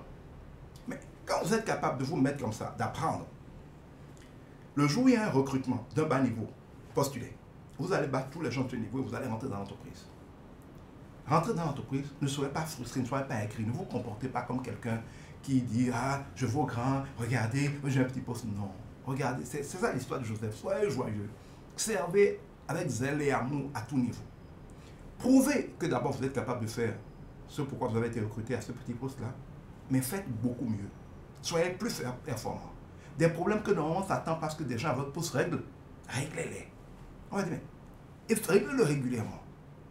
Autre chose, les entreprises vont promouvoir les gens qui ne sont pas trop carrés. Les gens qui donnent l'impression que je suis là pour telle chose, on paye pour ça. Si vous voulez que je fasse plus, payez-moi là. Les entreprises, ça les énerve. Même si les gens veulent vous payer plus, ça les énerve. L'esprit de chantage en entreprise, ça énerve l'entreprise. Et quand vous êtes du genre à faire tout le temps le chantage de ma valeur, l'argent, la valeur, l'argent, comme une prostituée, le jour où l'entreprise peut vous remplacer par quelqu'un, elle le fait toujours parce que ça indispose toujours les gens de voir quelqu'un en train de leur faire du chantage. Servez de bon cœur. Montrez, démontrez au quotidien que vous êtes utile, que vous pouvez régler des problèmes, que vous savez être performant, que vous êtes indispensable. Quand vous n'êtes pas là, quand vous êtes en congé, il faut qu'on soit obligé tout le temps de vous appeler parce que vous êtes indispensable. Pas parce que vous avez mis en place un système en cachant des choses de manière, je dirais, malsaine, mais que vous êtes tellement brillant que même si vous avez tout fait pour que les gens ne manquent de rien, c'est ce que vous devez faire. Ils sentent toujours que votre touche là, ils en ont besoin. Plus vous êtes bon comme ça, donnant le maximum de vous-même, faisant ce qui est votre boulot, aidant même vos collègues à faire leur boulot, aider les autres à éviter des erreurs. Vous savez que l'entreprise va avoir bientôt tel défi, anticiper le proposer la solution. Soyez l'homme de la solution. Soyez celui qui apporte des solutions. Forcément, les gens vont vous remarquer. Parfois, les gens vous remarquent, mais veulent laisser le temps pour voir si c'est quelque chose, juste pour avoir quelque chose, si ça va aller dans le temps. Certains commencent bien, la Bible dit que vous faites bien, continuez de le faire et soyez patient en attendant la récompense. Certains font bien, si au bout d'un an, ils n'ont pas déjà ce qu'ils veulent, immédiatement, ils se découragent. Non. L'entreprise aussi peut voir que vous êtes en train de faire bien. Se dit, à la première occasion, on va récompenser ce gars. Mais peut-être les temps sont difficiles, ils n'auront pas les moyens actuellement de faire des augmentations. Ils ont déjà du mal à payer les salaires. Ils guettent peut-être une meilleure saison en termes de prospérité de l'entreprise pour vous élever. En temps, vous êtes déjà découragé, vous partez. C'est pas malin. Il faut savoir aussi qu'il faut tenir compte de la vie de l'entreprise. Il y a des moments où une entreprise peut donner plus facilement des promotions. Au moment où l'entreprise a ses affaires qui marchent bien, c'est le bon moment pour demander des promotions. Un moment où l'entreprise gagne un nouveau contrat, un moment où l'entreprise grandit, où elle fait une acquisition. Il y a des moments clés dans l'histoire d'une entreprise où il est bon de demander, en tout cas, il est plus sage de demander des augmentations. Il y a d'autres phases où les gens se demandent plutôt comment réduire les effectifs plutôt que comment les augmenter. Quand vous positionnez là comme quelqu'un qui n'est pas satisfait, vous risquez de vous aligner sur la liste de ceux qu'on va bientôt sortir. Donnez le meilleur de vous-même et laissez les autres vous dire, mais waouh, comment tu arrives à faire tout ça alors que tu es à tel niveau seulement? Et ça vous direz, en fait, je n'ai pas tel niveau seulement. J'ai aussi un master. J'ai aussi un DSS. J'ai aussi tel niveau d'expérience. C'est parce qu'il n'y a pas d'emploi que j'ai accepté de faire ça, mais je suis content de vous servir. C'est-à-dire que vous êtes là humble, faisant très bien ce pourquoi vous avez été recruté, mais faisant mieux et montrant que vous pouvez faire mieux. Petit à petit, les gens vont se rendre compte que voilà quelqu'un qui connaît la maison. On dit à celui qui est fidèle dans les petites choses, Dieu en confiera les grandes. C'est un principe. Celui qui rentre dans une entreprise comme Planton, qui gagne en grade, c'est ce que les Blancs appellent sac à dos. Et on le promeut comme, je ne sais pas, assistant. Il est tellement brillant qu'on le promet comme chef d'unité. Il est brillant, on le met chef service. Il est brillant, on le met directeur. Il est brillant, on le met directeur adjoint. Il va finir jour directeur général de la boîte. C'est comme ça qu'on évolue dans la vie. On est fidèle dans les petites choses, on est performant dans les petites choses, on est zélé dans les petites choses, on donne tout son cœur dans les petites choses. Et même si les hommes ne le voulaient pas, Dieu se charge, soit dans cette entreprise, soit ailleurs, de clarifier les choses, d'ouvrir les portes, de vous servir d'ascenseur, afin que progressivement, vous puissiez atteindre des niveaux élevés.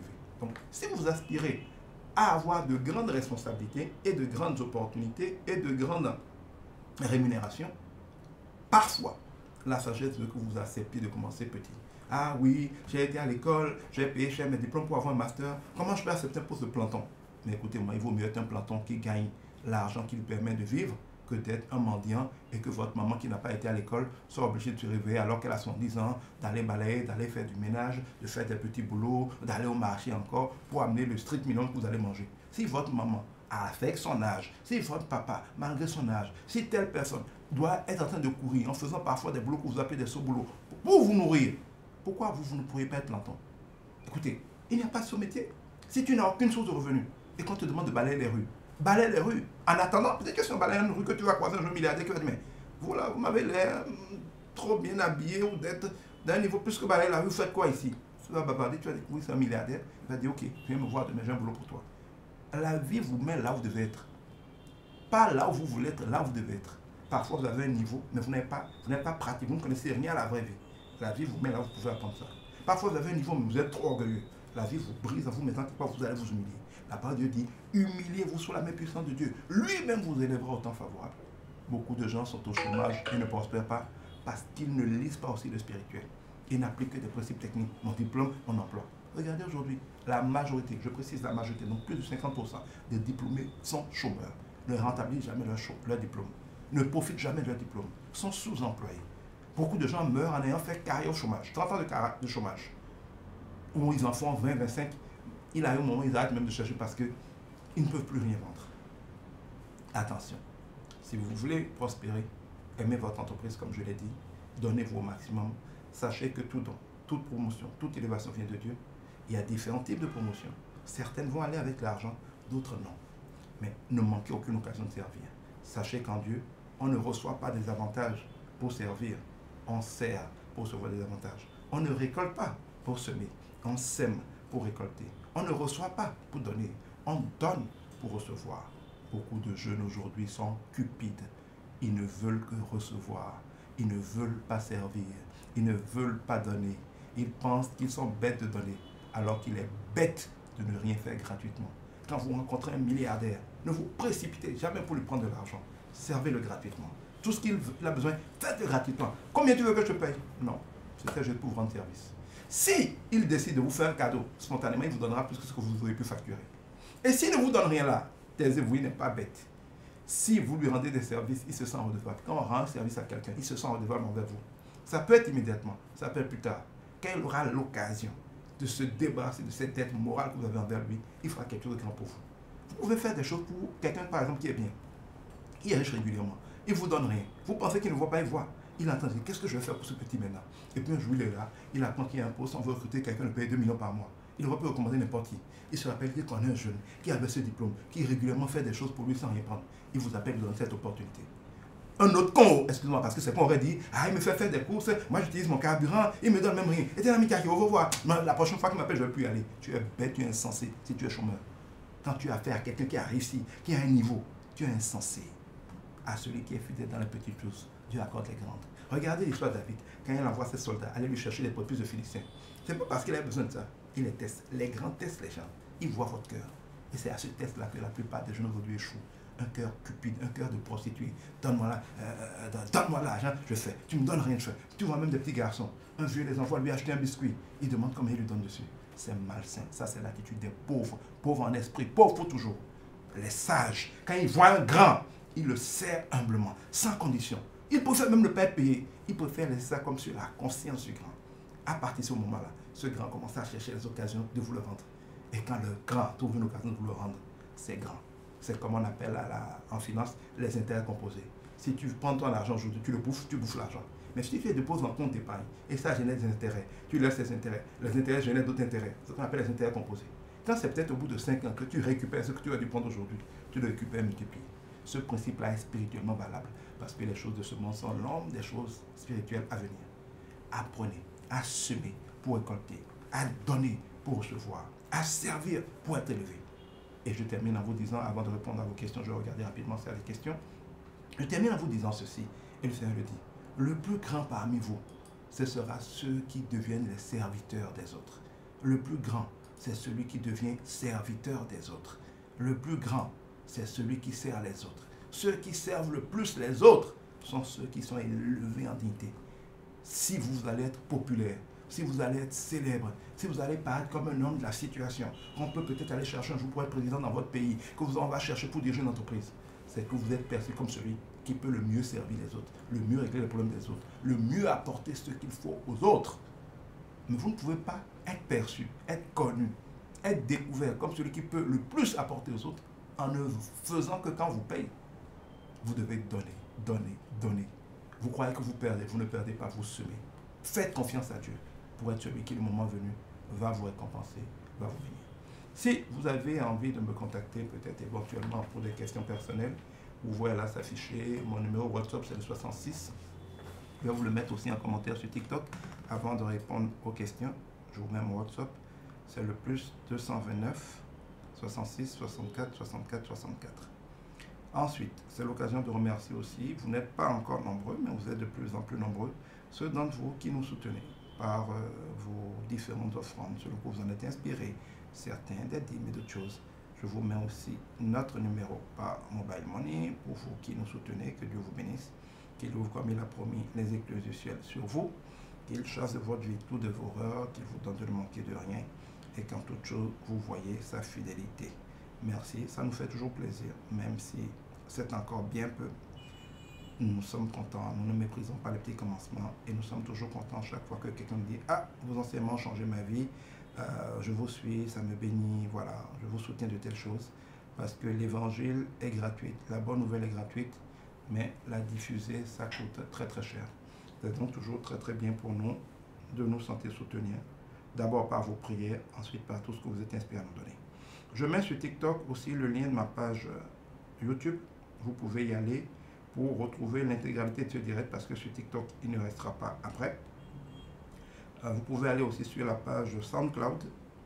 Là, vous allez retrouver la version en audio de ce direct. Je rappelle à vous qui vous êtes inscrits pour le brunch. Le brunch est demain de 10h à 19h. Le brunch, c'est une journée qu'on va passer dans un jardin au bord de l'eau aux environs de Cotonou.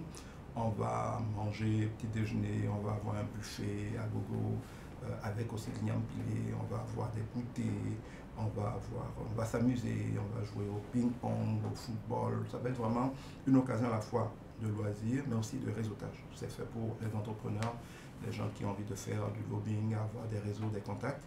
Donc, et aussi, il va y avoir des formations. Je vais donner une communication, une formation sur comment s'en sortir par les temps difficiles. Hermione fera la même chose. Je fais venir aussi un expert en levée de fonds. À titre personnel ou dans le cadre de vos projets, vous avez besoin d'argent, que ce soit du financement bancaire ou du capital risque ou des investisseurs privés béninois ou étrangers qui investissent dans votre activité pour vous soutenir. Je fais venir un ami à moi qui est un expert en cette matière-là, qui lève souvent des fonds pour des gens et qui est rémunéré souvent pas cher, à peine 3% de commission qu'il prend sur les fonds qu'il a levés. Il va vous dire comment ça marche, il va vous dire qu'est-ce qu'il faut avoir pour pouvoir lever des fonds. Et quand même vous n'êtes pas encore en situation de réunir les conditions qu'il faut pour lever les fonds, il peut vous accompagner pour vous mettre en conformité et vous rendre rapidement éligible à recevoir des fonds. Qu'il s'agisse de quelques millions ou de quelques milliards, c'est des choses qu'il fait régulièrement. Chacun son boulot, je m'y connais un peu par expérience, mais ce n'est pas mon expertise. J'invite donc quelqu'un qui a cette expertise-là pour pouvoir partager ça avec les participants. Alors, normalement, c'est un brunch à guichet fermé. C'est même pas normalement, c'est un brunch à guichet fermé. Ça veut dire qu'il n'est possible pour personne de se présenter là-bas et de dire « je veux y participer ». Non, ça ne marchera pas comme ça. Normalement, la vente des billets s'est arrêtée déjà hier mardi soir. Mais exceptionnellement, j'ai convenu avec Hermione que s'il y a parmi vous qui me suivez aujourd'hui quelques personnes qui sont encore intéressées, on peut encore donner 3 à 5 places, on regarde les places, il y a encore 3 à 5 places qu'on peut éventuellement laisser partir. Donc si jamais vous êtes intéressé par ça, vous appelez non, écrivez plutôt par WhatsApp à mon numéro, je vous l'affiche, 66 64 64 64. Normalement, ce n'est pas à mon numéro qu'on s'inscrit, on s'inscrit sur notre numéro. Mais à cet autre numéro-là, les inscriptions sont terminées. Donc si vous appelez cet autre numéro qui est affiché sur le visuel, vous n'aurez plus accès au pass parce que l'activité est en guichet fermé. C'est vraiment un public ciblé qui se retrouve. Mais si vous qui avez suivi ce direct, vous êtes encore intéressé, on va encore exceptionnellement mettre 3 à 5 billets de disponibles pour vous. C'est un brunch qui ne coûte que 15 000 francs. Comme toujours, nous subventionnons ces activités-là pour que ceux qui sont intéressés puissent y avoir accès. Mais on va donner pendant ce brunch-là, comme vous le voyez à l'écran pour vous qui êtes sur les autres plateformes que TikTok, il y a un kit de développement commercial. C'est une série de 5 séminaires pour prospérer dans les affaires et de 9 livres qui seront offerts à tous les participants. Ce kit-là, qui vaut 200 000, on le vend en prix subventionné au niveau de la Fondation Dia Guilibi à 50 000 francs. Mais dans le cadre de ce brunch, le 15 août-là, on va l'offrir à tous les participants. Donc, la participation ne coûte que 15 000 francs CFA dans la limite des places disponibles.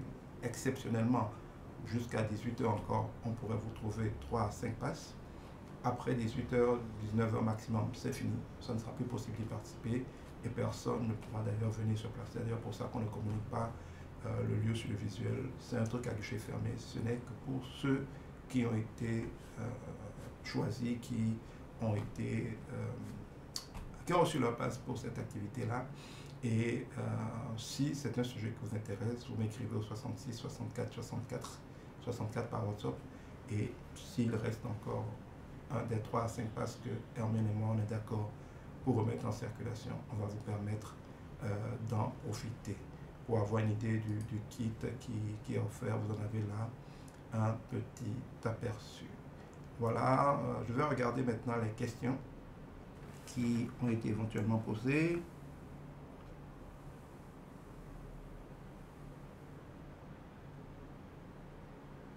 Shalom Brandon. Alors Brandon dit, mais l'exploitation dans les entreprises, c'est surtout au Bénin. On te commande, oui, mais ça fait partie de la vie. C'est pas seulement au Bénin, c'est partout. En France, aux États-Unis, partout. Je regardais encore un documentaire la dernière fois. Vous prenez des gens comme Jacques Attali, par exemple, qui sont depuis Mitterrand, des gens d'influence qui ont eu beaucoup de pouvoir en France. Mais voilà, des gens qui ont fait plusieurs chefs d'État, y compris les chefs d'État actuels. Mais pourquoi? Parce que ces gens-là sont considérés comme des pères dans la politique et qui est malin, qui veut s'en sortir, va être leur petit. Être leur petit, c'est quoi?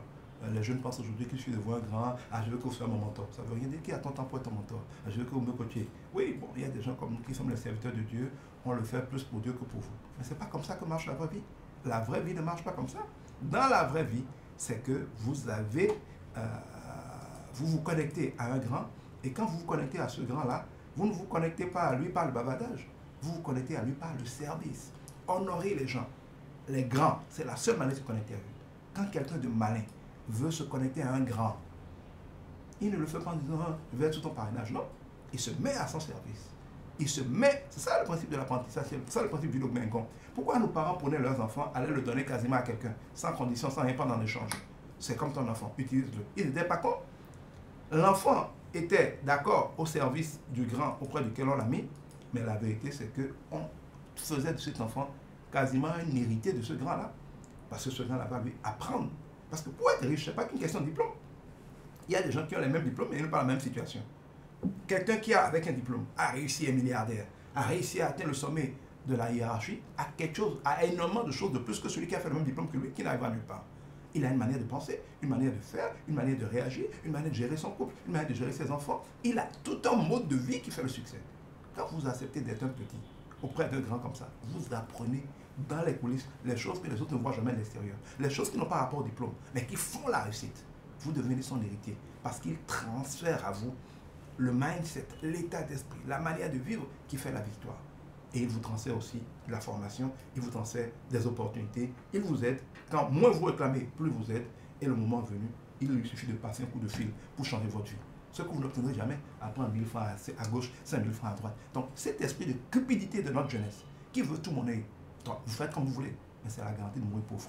On court, tu les invites même pour adorer Dieu, il faut payer le combo, et ainsi de suite. Mais regardez, ces gens qui vivent comme ça, ils accomplissent quoi? Rien du tout. C'est pas comme ça qu'on grandit. Regardez dans la Bible, les gens qui ont suivi Jésus, les pierres qu'on soit voir Jésus, maître, où tu habites, ils te suivent. Vous avez vu quelque part, ils ont négocié, tu ne donnes combien chaque jour? Vous ne pouvez pas grandir si vous n'êtes pas parrainé par un grand. Mais un grand ne vous parraine pas parce que ça vous plaît. Il vous parraine parce que vous acceptez de vous coller à lui, de le servir sans condition. Et parce que vous le servez, il va en échange vous bâtir. C'est la seule manière dans la vie, dans la vraie vie de grandir. Ce qu'on apprend à l'école, c'est des fausses théories. C'est pour ça qu'il y a plein de diplômés sans emploi. L'école n'est pas conçue pour ceux qui vont réussir.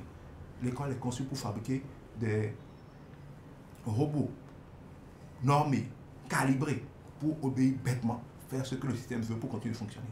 Les grands hommes, les gens, vous allez voir, il y a des familles, c'est elles qui règnent sur le monde. Parce que dans ces familles, de génération en génération, parfois depuis 4, 5, 6 générations, ils apprennent un certain nombre de choses. Une famille de gens qui ont réussi, c'est une famille qui a un mindset. On n'apprend pas ça à l'école. L'école n'a pas été créée dans aucun pays pour faire des gens qui réussissent. L'école est créée pour fabriquer des fonctionnaires, des citoyens moyens qui sont là, qui font tourner le système, dont le système profite, en leur donnant le strict minimum pour subvenir à leurs besoins, pour survivre, sans jamais leur donner de quoi s'en sortir. C'est pour ça que la plupart des gens vont mourir sans jamais être libres financièrement. Vous n'avez jamais vu à l'école parler de liberté financière? Pourquoi? On ne vous a pas créé à l'école, on ne vous a pas envoyé à l'école pour avoir la liberté financière. On vous a envoyé à l'école pour être esclave financier, afin d'être toujours utilisé par des gens. Mais apprendre à sortir du lot, ce n'est pas de la théorie.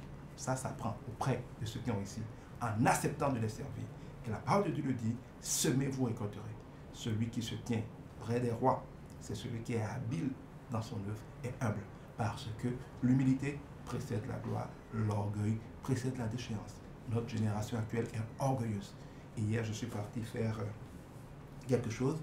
Et dans la salle d'attente, j'ai rencontré un des gens les plus milliardaires qu'il soit. Un vieux. Il a 70 ans aujourd'hui, un vieux sympathique. Je l'ai connu à l'époque quand j'étais dans l'immobilier. C'est le vieux qui doit avoir plus de 100 milliards en biens immobiliers. Un immense riche, mais humble, jovial. Mais je me suis fait tout petit à ses pieds. Je lui posais des questions, je l'appelais papa, je l'honorais, je lui posais des questions. Parce que ces gens-là, il ne faut rien leur demander. Ce n'est pas l'argent qu'ils vont te donner. Le fait de te connaître change tout. Le fait de pouvoir un jour te recommander change tout. Le fait de te donner des informations, parce qu'à cet âge-là, ils en ont vu d'autres, peut tout changer. Et on ne sait jamais. La sagesse dans la vie, c'est tout sauf d'être cupide, de tout le temps vouloir monnayer les choses. C'est de se connecter aux gens importants, de les honorer et de laisser la loi de la semence et de la récolte, la loi de l'honneur, vous servir d'ascenseur. Alors, ce n'est pas seulement que ça ne paye pas bien, ça ne payera jamais bien les diplômes, ni ici ni ailleurs. Ceux qui réussissent avec leur diplôme n'ont pas réussi à cause de leur diplôme. Le diplôme, je dis, c'est là pour que quand toi, c'est comme le permis. Ce n'est pas le permis qui fait qu'on conduit. Il y a des gens qui ont le permis qui ne peuvent pas prendre une voiture pour conduire. On t'exige le permis. Le permis est une condition indispensable, nécessaire, mais ce n'est pas une condition suffisante. Le diplôme est parfois nécessaire pour rentrer dans certains milieux. Encore qu'il y a beaucoup de monde qui demande de moins en moins de ton diplôme. Mais ce n'est pas une condition suffisante. Ce qu'il faut pour réussir, c'est comment tu penses, parles, agis et réagis. Ça n'a rien à voir avec tes diplômes. Et l'une des manières d'être sûr de mourir pauvre, c'est de croire que votre succès dépendra de votre diplôme. Je le dis, je le réaffirme. Toute personne qui croit que son diplôme fera sa réussite va mourir pauvre. Écrivez ça. Vous ne verrez aucun contre-exemple de cela. Ce qui fera la différence. Sinon, tous ceux qui ont un grand diplôme réussiront. Mais il y a plein de gens qui ont un grand diplôme qui ne sont rien du tout. Le diplôme ne vous fera pas réussir. C'est votre manière de vous comporter qui vous fera réussir. Alors, Brandon dit auprès de quel grand je peux apprendre audit et contrôle de gestion? Auprès de quelqu'un qui est un auditeur, un contrôleur de gestion, qui le fait depuis des années, qui a réussi dedans, qui a gagné de l'argent dedans, qui est humble dedans, qui est professionnel dedans, qui est réputé dedans, qui est honnête dedans. Parce que quand vous avez un mauvais maître, un maître malhonnête, un maître escroc, il va vous apprendre à être escroc. Trouvez un maître comme ça. Assurez-vous, parce qu'il y a des gens aussi qui ont réussi, qui n'ont pas bon cœur. Assurez-vous qu'il a bon cœur. Et allez le voir. Je suis telle personne. J'ai envie de réussir dans tel métier. Monsieur Guidibi a dit qu'il faut aller auprès d'un grand. Non pas lui demander quoi que ce soit, mais s'offrir à lui. Comme un violon-maison, comme son petit. Un peu comme son tuteur professionnel. Dieu dit, honore ton père et ta mère pour avoir des jours longs et hauts sur terre. Honorez vos pères professionnels. Celui qui te bâtit professionnellement, c'est un père.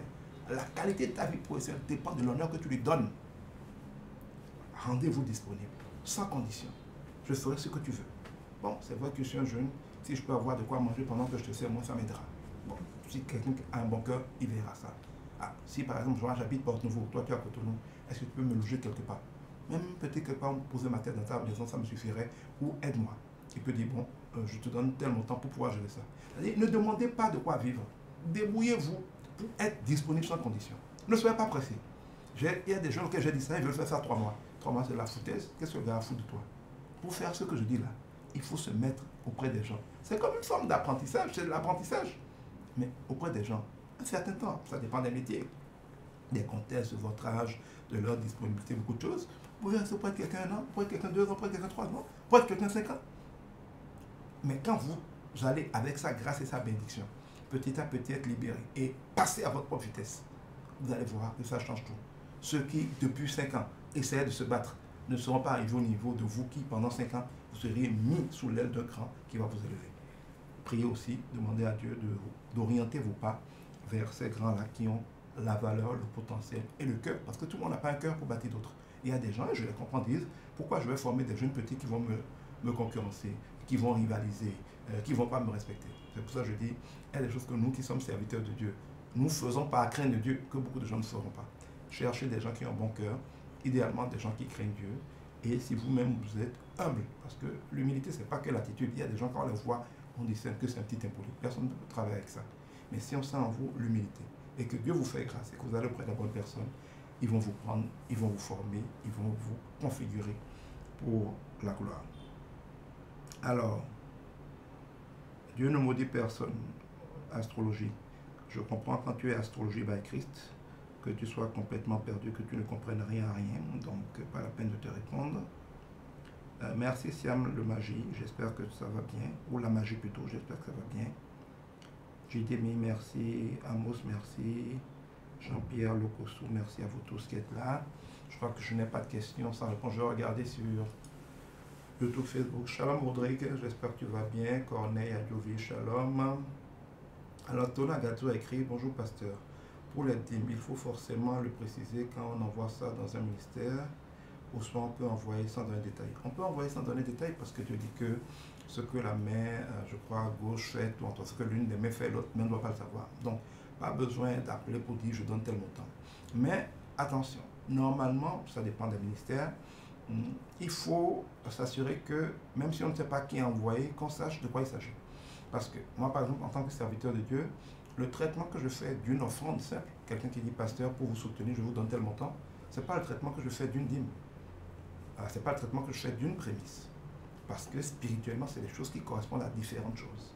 Donc, il est bien quand vous voulez faire des offrandes, que ce soit dans une enveloppe, écrivez dessus offrande par exemple. Ou quand c'est par exemple à l'église, vous allez voyer des troncs pour les offrandes, des troncs pour les dîmes. C'est pas pour rien. Si c'est que par exemple vous envoyez par Mobile Money ou par PayPal, par exemple vous qui êtes à l'extérieur, je vous ai affiché par la grâce de Dieu, nous avons maintenant un numéro PayPal, ça permet à vous qui êtes à l'extérieur du Bénin, avec une carte de crédit ou n'importe quel moyen électronique, de pouvoir faire un paiement facile ou de faire une offrande, une dîme ou n'importe quoi facilement. Donc vous pouvez utiliser aussi PayPal pour le faire. Mais quand vous envoyez donc par des moyens électroniques, que ce soit PayPal, Mobile Money ou un virement électronique, il y a toujours un endroit objet. Pas besoin de parler beaucoup, mais vous pouvez préciser que c'est une dîme, ou que c'est une prémisse, ou que c'est une offrande, ou que c'est l'accomplissement d'un vœu. Parce que normalement, quand un serviteur de Dieu reçoit quelque chose, selon ce que c'est, il ne va pas juste recevoir, il va prier là-dessus, il va rendre grâce à Dieu pour ça, et il va recommander, si par exemple c'est une dîme, il va recommander les activités dont c'est la dîme à Dieu. Si c'est une prémisse, il va recommander cette série d'activités dont c'est la prémisse à Dieu. Donc en tant que sacrificateur, le serviteur de Dieu qui reçoit dîme, offrande, si c'est par exemple un vœu, je vais vous faire un direct sur les vœux après, mais vous pouvez le retrouver dans la playlist de la Chapelle des Leaders aussi sur YouTube et SoundCloud. Un vœu, c'est quelqu'un qui dit Dieu, bénis-moi de telles choses. Je veux pouvoir faire, par exemple, tu vois que peut-être un ministère a des contrats avec les radios, les télévisions pour diffuser la parole de Dieu. Ça prend peut-être 1 million par mois. Tu dis à Dieu, je rêve d'avoir pour telle chose un contrat qui va m'apporter 4 millions par mois. Si tu me donnes ce contrat, je m'engage, tant que j'ai ce contrat tous les mois, j'enverrai 1 million à ce ministère-là pour couvrir ses charges de radio, par exemple. Tu n'as pas encore le contrat, mais tu as peut-être quelque chose qui peut donner ce contrat. Quand tu fais cette prière et que Dieu permet que tu aies le contrat de 4 millions, tu es redevable. Ça, ce n'est pas une faveur, c'est une obligation, c'est une dette envers ce ministère qui ne sait pas de 1 million. Parce que tu as dit à Dieu, donne-moi 4 millions parce qu'il y a 1 million pour ce ministère. À ce moment, quand tu vas vouloir, par exemple, envoyer ce million à ce ministère, ne mets pas, si tu ne mets rien, il peut traiter ça comme une dîme alors que ce n'est pas une dîme. Il peut traiter ça comme une offrande alors que ce n'est pas une offrande. C'est un vœu qui est en train de t'accomplir. J'ai promis tel à Dieu. Voilà, c'est une dette par rapport à Dieu. Et si par exemple, en le promettant à Dieu, tu as promis que ça servirait à financer la diffusion, par exemple, des messages d'enseignement du ministère, dis, c'est 1 million en vœu que je fais à Dieu pour telle chose. Parce que de la même manière que toi, tu dois honorer ton engagement envers Dieu, de faire ce que tu as promis à Dieu, tu dois veiller à ce que le ministère qui le reçoive fasse ce pourquoi tu as demandé à Dieu de donner. Parce que si Dieu l'a donné, c'est parce qu'il a agréé ton cœur qui veut le faire et qu'il a agréé ce qui doit être fait. À ce moment-là, oui, il peut être important de mettre clairement les objets, que ce soit un dépôt physique ou un dépôt numérique. Mais en dehors de ça, par exemple, il y a des gens qui disent, est-ce qu'il faut qu'on sache que j'ai donné tel dîme? Non. Vous n'avez pas besoin que le pasteur sache que telle personne a donné tel dîme ou que telle personne a donné tel montant. Non.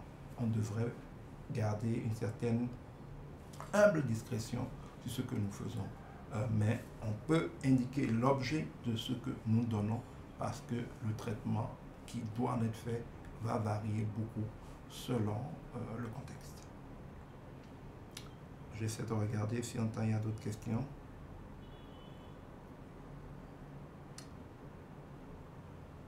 Kiriko demande qu'est-ce que je pense du capitalisme des temps modernes. J'ai déjà fait un direct là-dessus.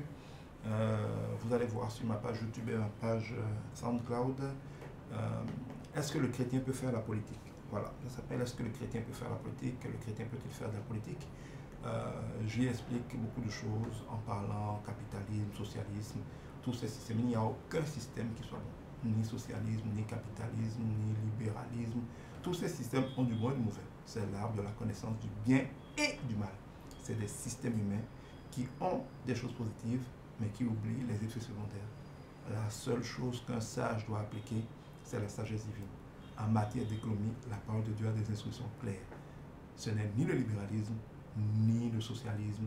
C'est quelque chose qui respecte l'homme, qui s'occupe des pauvres, qui veille à ce que les nécessiteux, qui ne sont pas capables, malgré leur bonne foi, de pouvoir leurs propres besoins, aient le minimum pour être aidés, mais qui veille aussi à ce que ceux qui se battent puissent prospérer plus sains, ils peuvent récolter. Dieu leur donne la force de prospérer, Dieu leur donne la grâce d'être riche. Vous allez voir des gens qui disent oui, il faut empêcher les riches d'être riches, tout le monde veut parler. Ça ne veut rien dire du tout, ça ne sera jamais comme ça. D'autres vous disent il faut prendre aux riches de force pour donner aux pauvres. C'est faux, c'est pas ce que Dieu a dit. Il faut donner à manger aux pauvres, ils veulent pas. Comme en France, on a plein d'aides sociales, les gens sont fainéants, ils sont à la maison, on leur paye. C'est mauvais. Ça produit une société complètement déséquilibrée. La Bible dira par exemple qu'il faut que l'indigent, on l'aide à manger. Mais la Bible dit que celui qui ne travaille pas ne mange pas. Donc, je ne vais pas entrer dans ce sujet-là, on est à la fin de ce direct, mais la parole de Dieu est parfaite. Elle est meilleure que tous les systèmes politiques et économiques. Elle régit tout ce qui est essentiel pour la vie des hommes. Un dirigeant qui veut être sage devrait simplement comprendre qu'est-ce que le créateur du monde, des hommes et de Dieu a dit qu'il faut faire. Par exemple, vous allez voir dans la Bible, et nos parents animistes le respectent, quand tu fais un champ, quand tu récoltes, tu n'es pas censé emporter tout ta récolte. Tu dois laisser une partie dans le champ. Par exemple, même dans le droit, je crois que ça apparaît dans les droits coutumiers, si tu as par exemple un champ avec plein de manguiers, et que quelqu'un a faim, il passe, il prend 2 mangues, il mange, ce n'est pas du vol. Mais s'il vient avec un sac, il met des centaines de mangues dedans pour partir, là c'est du vol. C'est dans la Bible. Donc dans la Bible, par exemple, quand tu fais ta récolte, tu dois laisser une partie des choses sur les champs pour que ceux qui n'ont rien à manger passent là, ils prennent à manger. C'est une forme d'offrande, c'est une obligation, c'est comme une taxe spirituelle. Quand tu ne fais pas ça, tu crois que tu t'en es sorti, c'est faux. Tu vas avoir des pertes, tu vas avoir des manques, tu vas avoir des avaries. Comme on dit, quand Dieu dit laisse une partie pour que les pauvres mangent, tu ne laisses pas une partie pour que les pauvres mangent, c'est peut-être tes collaborateurs qui vont te voler. C'est peut-être un incident ou une affaire avec la banque qui va te faire perdre beaucoup d'argent. Mais pourquoi moi? Parce que tu vas voler Dieu en ne le laissant pas naturellement sa dîme, en ne laissant pas les prémices au début, en ne laissant pas la part par exemple pour les pauvres, pour les indigents. Donc la sagesse de Dieu est parfaite. Elle autorise la richesse sauvage. Salomon, on en est un exemple. Isaac, on en est un exemple. Tout le monde peut avoir faim que Dieu prenne quelqu'un le rende sauvagement riche. Ce que les socialistes n'acceptent pas, ce que les communistes n'acceptent pas. Ils ont tort. Mais le libéralisme qui consiste à ne penser qu'à soi comme aujourd'hui, à vouloir tout pour soi, y compris vendre des médicaments qui tuent les gens, vendre la nourriture qui tue les gens, mettre tous les systèmes en place pour que les gens ne pensent qu'à l'argent. Tant pis si d'autres sont malades et meurent, ça aussi c'est pas bon. Et ça, c'est ça que donne aujourd'hui le libéralisme sauvage. J'invite donc qui que ce soit qui se pose ces questions-là à se dire simplement tout sans exception. La démocratie est un mauvais système. Moi je l'appelle la démocratie. C'est un mauvais système. Elle a ses qualités, mais beaucoup de défauts. L'autocratie, la dictature a ses qualités, beaucoup de défauts. Je pourrais en faire un direct un jour. Obéissez à Dieu quand vous gérez les hommes. Et vous serez toujours en train de faire des choses extraordinaires qui ne seront pas suivies de jamais. Voilà, c'est la fin de ce direct. Le prochain direct, c'est samedi 21h. Ça va être une question en rapport avec le couple, la famille, les relations amoureuses. Je n'ai pas encore choisi, je n'ai pas encore une inspiration pour le sujet. Si éventuellement l'un d'entre vous a un sujet en rapport avec les relations amoureuses qu'il veut que je traite samedi, vous pouvez encore le mettre en commentaire. Je vais pouvoir en tenir compte. C'est la fin de ce direct. Je vous remercie d'avoir été là. Je vous rappelle que ça a été aujourd'hui mercredi parce que demain est férié. Mais en temps normal, ce direct, c'est le jeudi de 12h à 13h. Voilà, 12h30 même à 13h. Que Dieu vous bénisse et à la prochaine. N'oubliez pas de partager ces directs. Il reste sur Facebook, sur YouTube, sur SoundCloud. Et vous pouvez retrouver aussi mes précédents enseignements. Si vous avez des préoccupations personnelles, n'hésitez pas à me contacter. Je redonne mon numéro seulement par WhatsApp, le 66 64 64 64. Et si vous êtes de ceux qui souhaitent participer à ce brunch-là, jusqu'à ce soir 19h, on va avoir 3 à 5 passes pour vous qui êtes intéressés, sachant que l'activité sera en guichet fermé. Dieu vous garde, Dieu vous bénisse. Merci d'avoir été là. J'ai été très content de faire ce direct. J'espère que ça vous a été utile. N'hésitez pas à me le dire en commentaire. Et à très très bientôt. Maua chelano, wanyina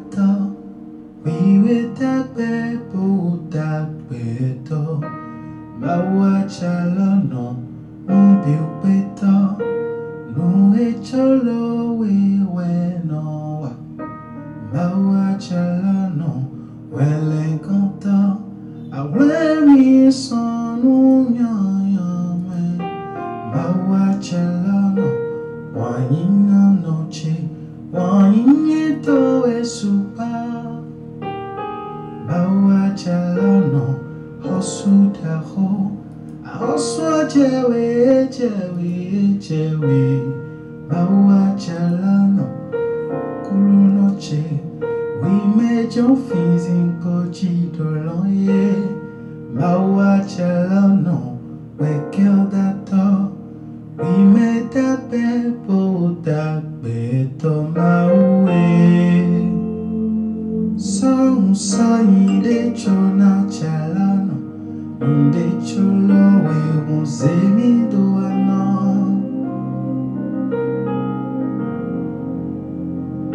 song sai de chona chalano de cholo we musemi doano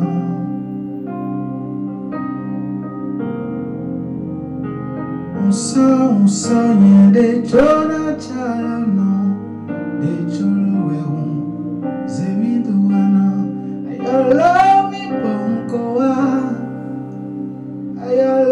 bonkoa kile sucha ayala mi bon si awelo un sogno de chona chalano de cholo we semi duana I love me bonkoa, I love me bonkoa, kiri sucha I love me bon, musia welo, so sonho de chona chalano, de cholo eu, se me doano,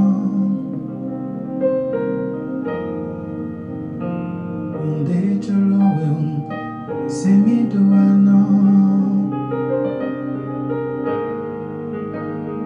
Nonde cholo weo, zemi do wana, charano very low. Nonde cholo weo, zemi do wana, metro wena Nonde cholo weo, zemi do wana, nonde cholo weo, zemi do wana. Saying the way